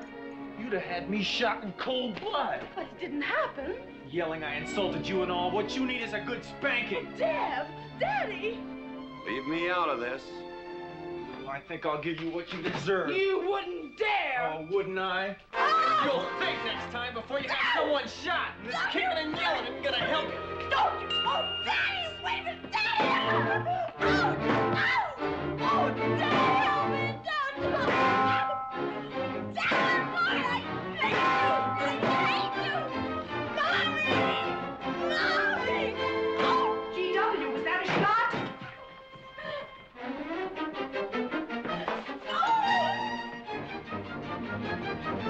Oh! Becky, what happened? He spanked me! You spanked my daughter? Dev. You mean you stood there while that brute beat our daughter? G.W., what's happened to you in the last 2 years? Part of valor, son. Oh, isn't it enough that you've always treated me like a squaw without subjecting dear, sweet Becky to this crude, vulgar way of Catherine, life? you women are always raising hell about one thing when it's something else you're really sore about. Oh. Don't you think it's about time you told me what put the burr under your saddle about me? I don't intend to stand here and hold a midnight conversation with an intoxicated man.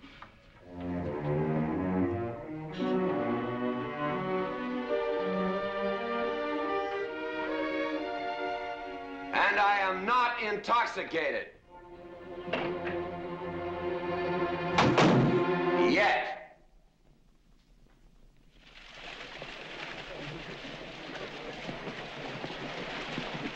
Hello, Governor! Hello, Governor!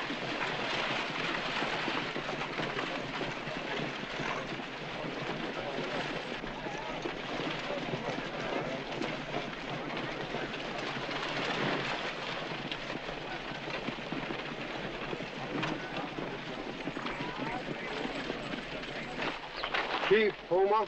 Yes, Sergeant. Big McLintock, we know you get us fair judgment. You gentlemen, follow me.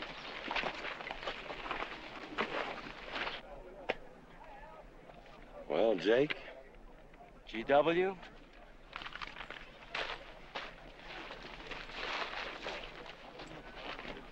Well, G.W., it's been a long time. Not long enough. Cuthbert. Your husband is a rude man. Yes, Cuthbert, I know.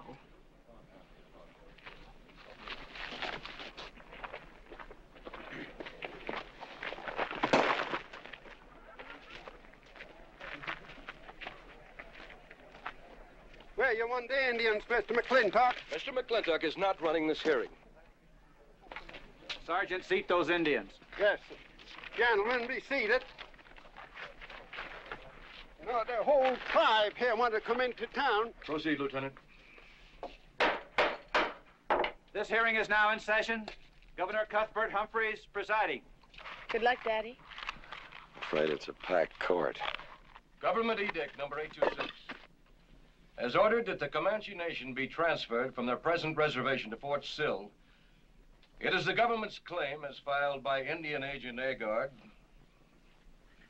that these chiefs, after being released from prison by a kindly government, did then rouse and incite defiance among the tribe against said order. It seems, gentlemen, that although some of these chiefs speak English, Chief Puma is quite at home in our language, they have chosen Mr. McLintock to be their spokesman. I speak for the Comanche. Or rather, I offer this translation. Proceed, Mr. McLintock.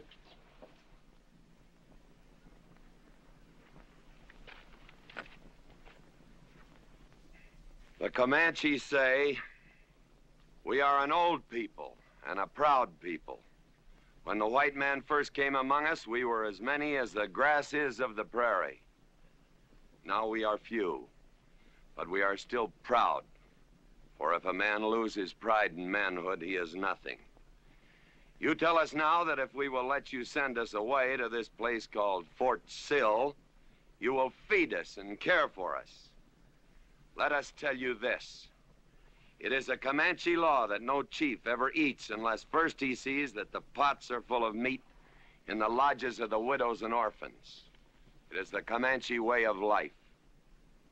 This that the white man calls charity is a fine thing for widows and orphans, but no warrior can accept it. For if he does, he is no longer a man. And when he is no longer a man, he is nothing, and better off dead. You say to the Comanche, you are widows and orphans. You are not men. And we, the Comanche, say we would rather be dead. It will not be a remembered fight when you kill us, because we are few now and have few weapons. But we will fight, and we will die Comanche. Thank you, Big McLintock. Am I to gather that Comanche defy the government of the United States? Yes, you may gather that the Comanche defy the United States government, or at least this commission. Gentlemen, sit down to your evening chores.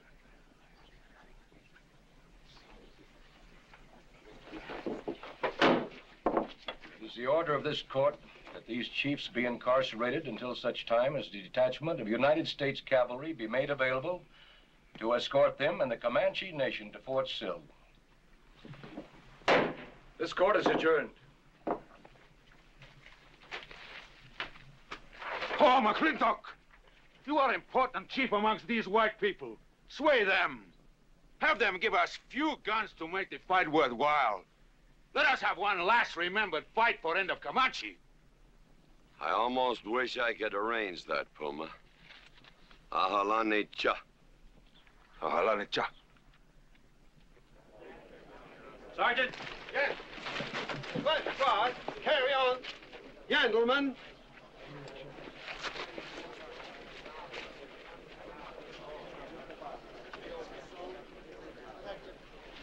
It's sad, these changing times. It isn't the times that are changing, Mama.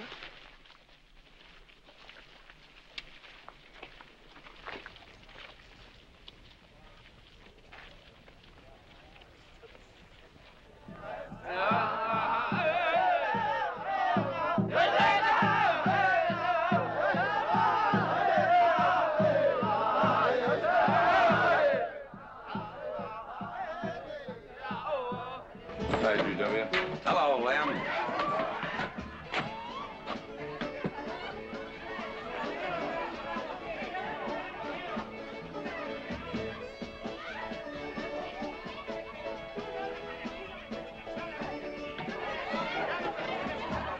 Bunny?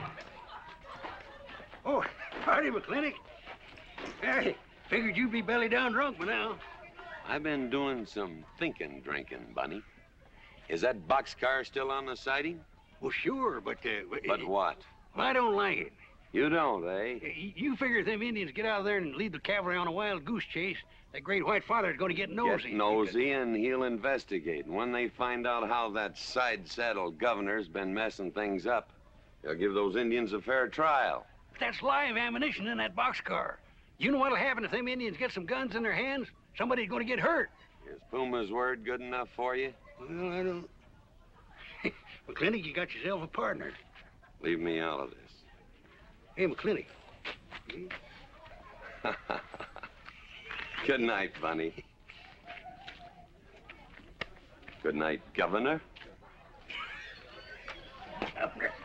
There is the Katie with her light red hair, sweet as the roses on a summer air. I'll find her somewhere while the moon is high, and tell her that I love her, and I'll love her till I die. Katie Gilhooly, the master's home. Katie, Catherine Gilhooly McLintock, where's the woman of the house? Mr. McLintock. Oh, there you are. Mrs. Warren. Oh, good evening. I waited up for you, Mr. McLintock. Oh, how nice. I want to talk to you about something. Delighted. 309 times straight. I beg your pardon? 309 times straight without a miss. Gotta be a record. I suppose so. Now, Mr. McLintock, what I wanted to 2 say... pound Stetson, 6-inch brim, 53 feet in the air. It's gotta be a record. I'm sure it is, but the reason I waited up... Dagnammit, woman, can't you hold that glass still? Of course, sir. Now, down the hatch to my world's record. Down the hatch. Yes, sir.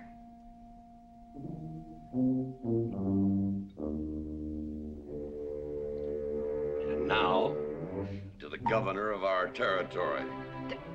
The governor of the territory, sir? Now, don't you stick up for him, Mrs. Warren. You're a fine woman, Mrs. Warren. But you'll certainly go down in my estimation if you stick up for Cuthbert H. Humphrey, governor of this territory. I don't mean to Down change... the hatch. Oh, yes, sir. Down the hatch. Cuthbert H. Humphrey, governor of our territory, is a cull. You know what a cull is, man?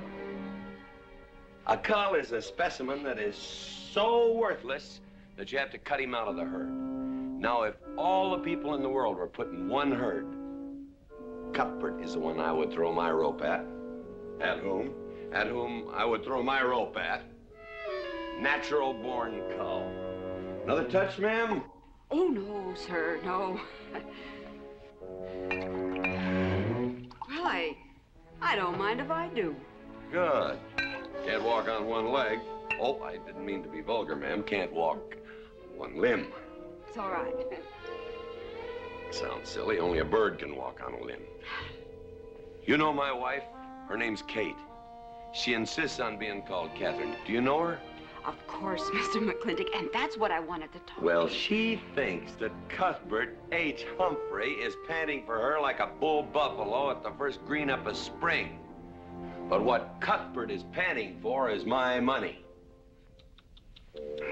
Don't make me feel like I'm drinking alone, ma'am. Very well, Mr. McLintock, if you insist. Down the hatch. Good.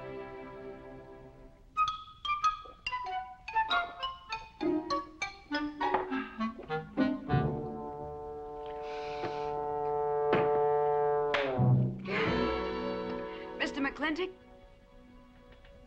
I have something very important to say to you. Very important. You'll have to wait till the morning. Toodle. Oh, it's all right. It's all right. Betty, bye-bye.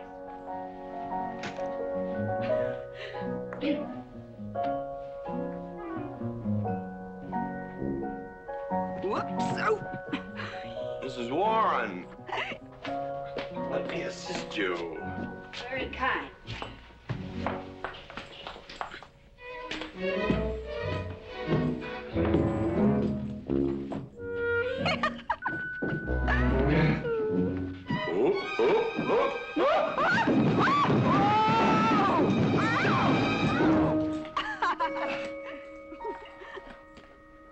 Whoops. What's going on here? Now, Catherine, are you going to believe what you see or what I tell you? Mrs. McLintock, hope you won't misunderstand. It's the first 100 women sitting on his lap that I misunderstood. Number 101 is quite simple. Now, G.W. McLintock, I have something. He's gone to sleep. Just when I know exactly what I want to say to him, he goes to sleep. I waited up to talk to Mr. McLintock. I wanted to tell him I was quitting. You see, Sheriff Lord has asked me to marry him, and... Oh, congratulations. I don't want to seem prudish, but if you are going to marry Sheriff Lord, it seems to me that you're sitting on the wrong man's lap.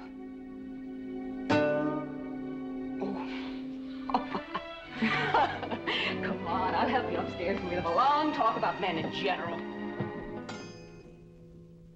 Ladies, one moment.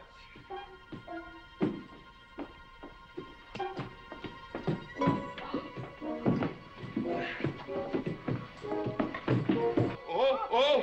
Watch out, you'll get us all killed! Oh! What?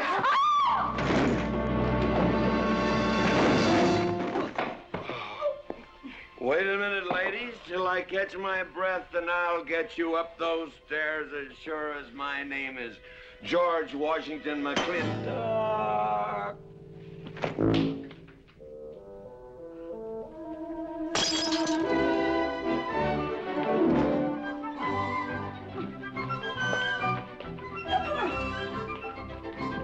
You may be quitting, Mrs. Wallace. Mrs. Ward. But not tomorrow.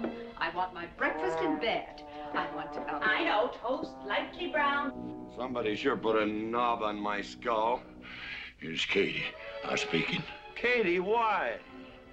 There Mrs. Warren was there. Oh. And there you was there. Oh. And there that whiskey bottle was there. Oh. And Katie's temper being what Katie's temper is, well, there you are. Drago, old friend. Huh? My wife does not understand me. I see me as different than any other man. Come on, I gotta get you upstairs. Get you ready for that big celebration tomorrow. What?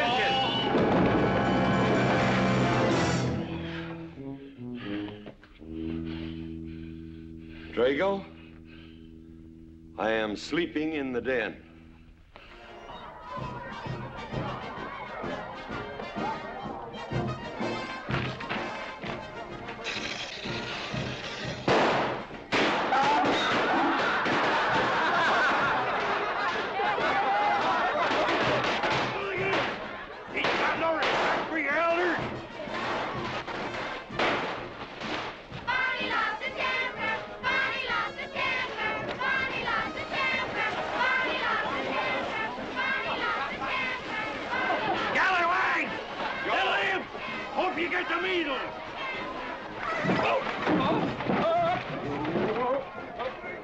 Come on, get him aboard. Is everybody ready? Man in number 5 needs a flank cinch. Get him one. Let us know when you're ready. Ladies and gentlemen, it is my honor to present to you the governor of our territory, Cuthbert H. Humphreys. Thank you, Mayor. My friends and citizens of this great territory, this is the 9th consecutive year It has been my privilege and my pleasure to inaugurate the McLintock 4th of July celebration. Now, the first event will be the wild horse race. But before I fire this shot to start the event, I would like to say a few modest words regarding my stewardship of this great territory.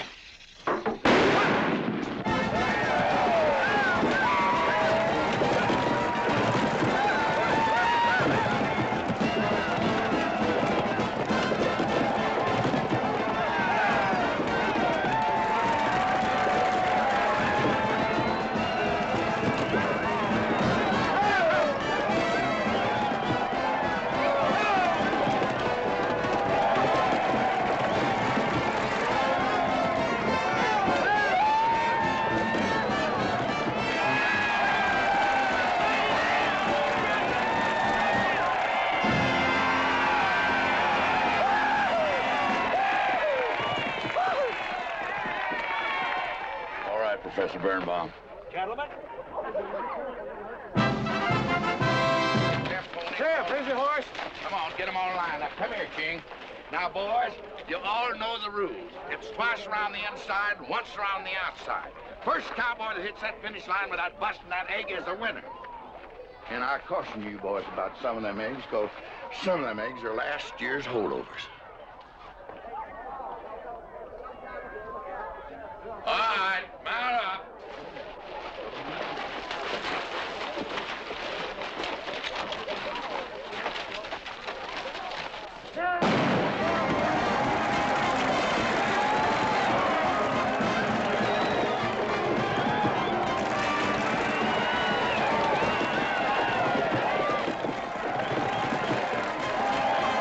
Catherine, my dear, you seem to be enjoying yourself. Oh, yes.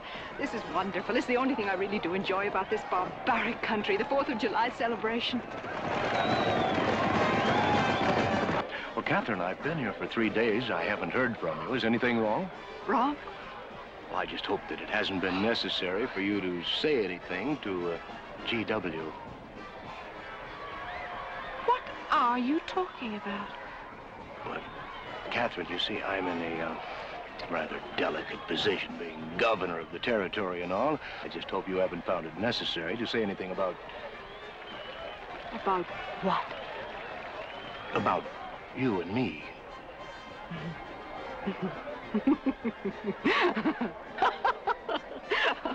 Why, you pompous windbag.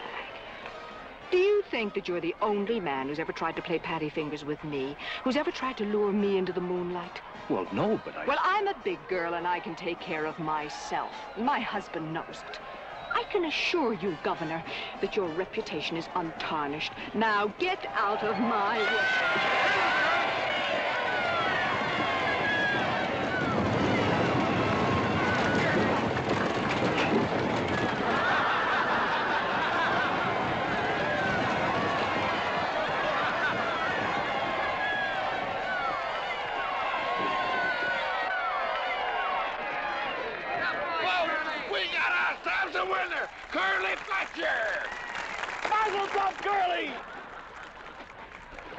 Give me the egg.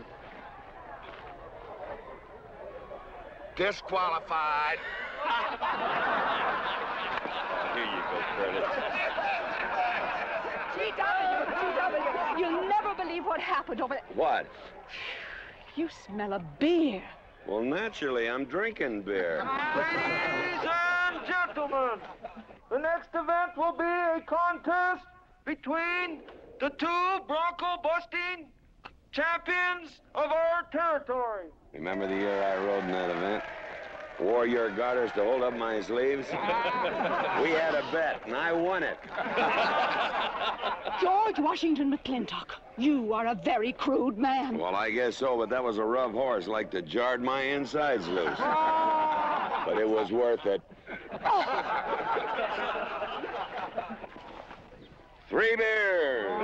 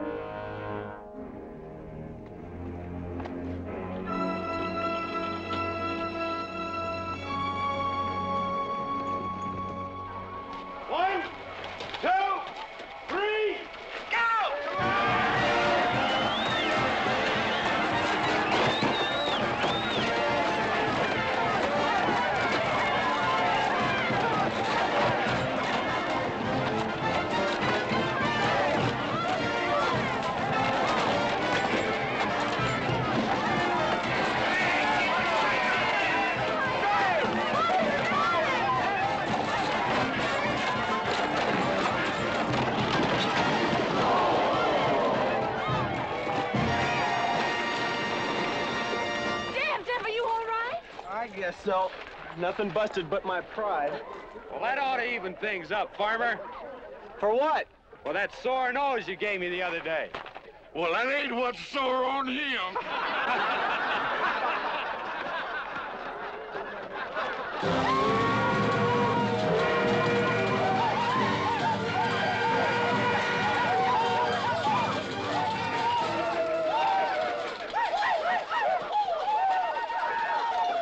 The closing event is the cow pony race.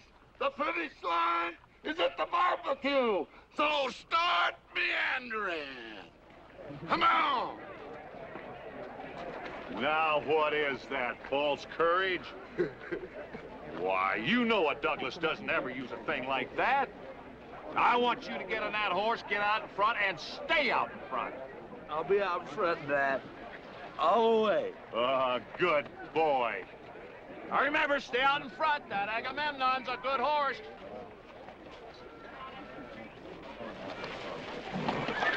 Oh, Agamemnon.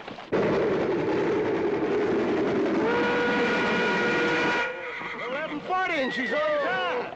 Oh, boy.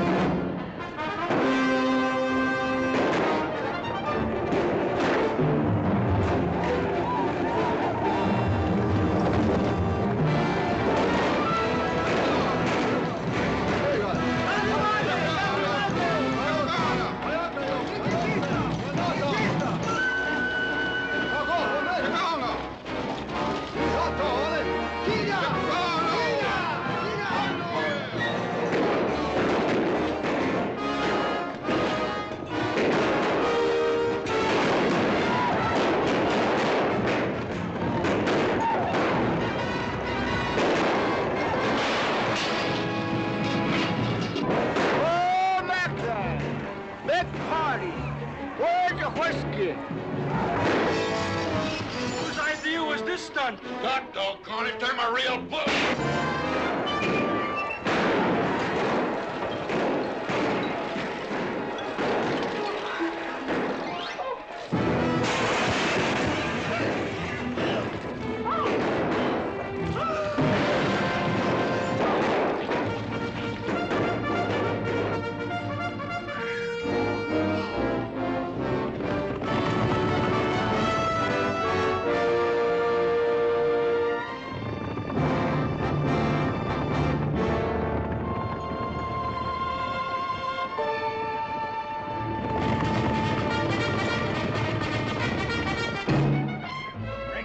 Excitement you'd want for one 4th of July, eh? Puma finally got his way, but I reckon he's riding out his last war party. He won't get very far. But one thing still has me puzzled. Where did they get the guns? I was wondering the same thing. My kidney's been bothering me. Bunny? GW!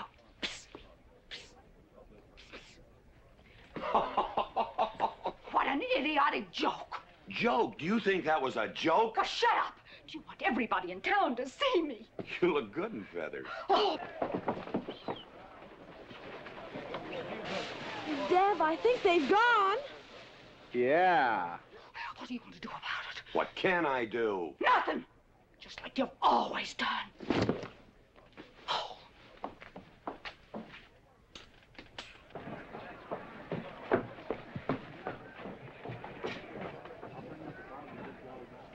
How long, GW? How long what? Cat. She's been riding herd on you for 2 years now. I'm a peaceable man. But my father used to say, you raise your voice, it doesn't do any good. It's time to raise your hand. Well, I've been planning to do something about it. I'll have another talk with her. Talk to her? Talk to her? Talking won't do any good. Becky, have you seen your... What's been happening around here? You've got hay all over you.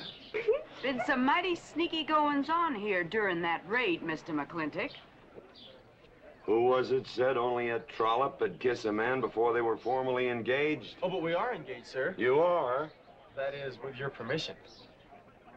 Well, you've got it. Oh, Mrs. Warren? I think it's wonderful. I guess this is the only engagement that ever started off of a spanking. Mm-hmm. I reckon Birnbaum is right. All right. Lord bless us, this is gonna be a great day. Doggone it, folks. Let's don't let a little old Indian raid break up a good barbecue and a rodeo. Yeah, meat sound. Let's go. You contestants get ready for the cow pony race.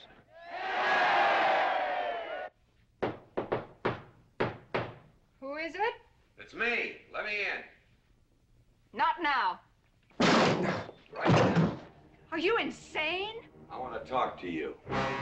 It'll have to wait. I've taken all I'm going to take from you. You are insane. You are going to tell me why you packed up, picked up, and walked out on me. 2 years ago, you remember, you came home from Denver with lipstick all over your...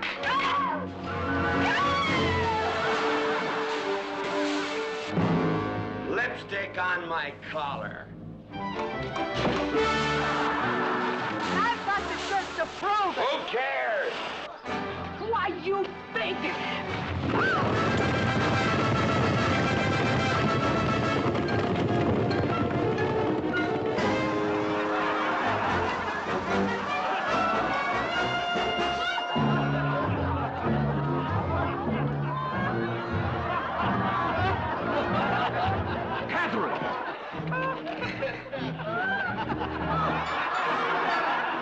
GW, you are a ruffian. Cuthbert, you are right.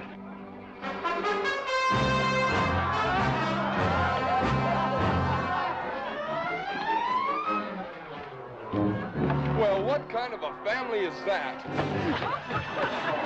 The best. And dangerous, son. Who won the race? Who cares, Agard? History's being made.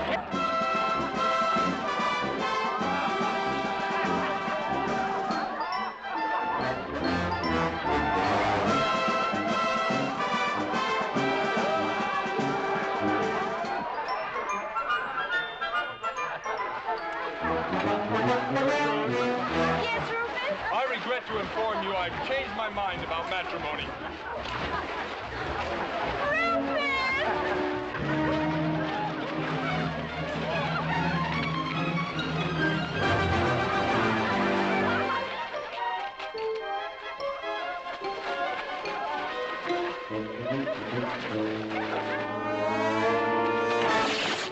Hey, Mrs. McLintock!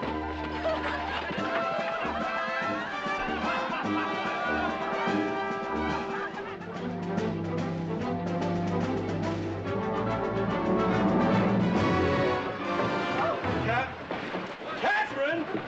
Get out of here. Hands up. All right, everybody out.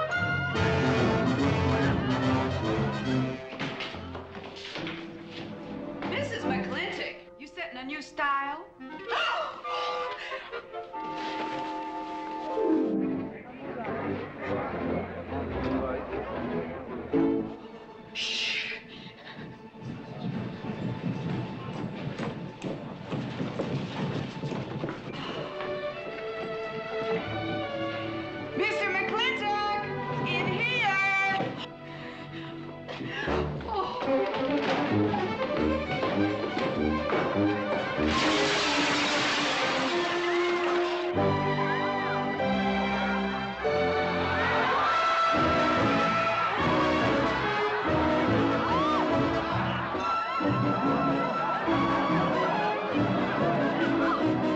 I ever get through this humiliation, you'll rue the day you ever met me. Oh, Billy, I can fight all you want. It won't do you any good. You've been digging those burrs into me for 2 years. Now you're gonna get your comeuppance.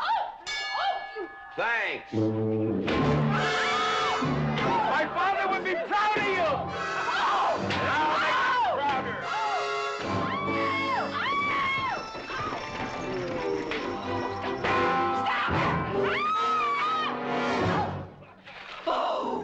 Keep it. You may need it. Now get your divorce. Home. Don't spare the horse. Home, you heard me. Don't think you're going to get rid of me that easy. Yeah.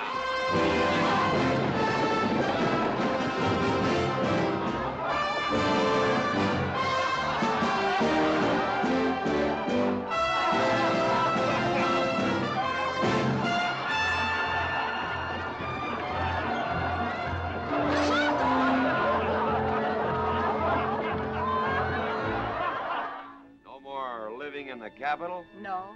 No more Newport in season? Nope. No more dancing at the governor's ball? No, GW. Happy days. 310 times without a miss. That's a record.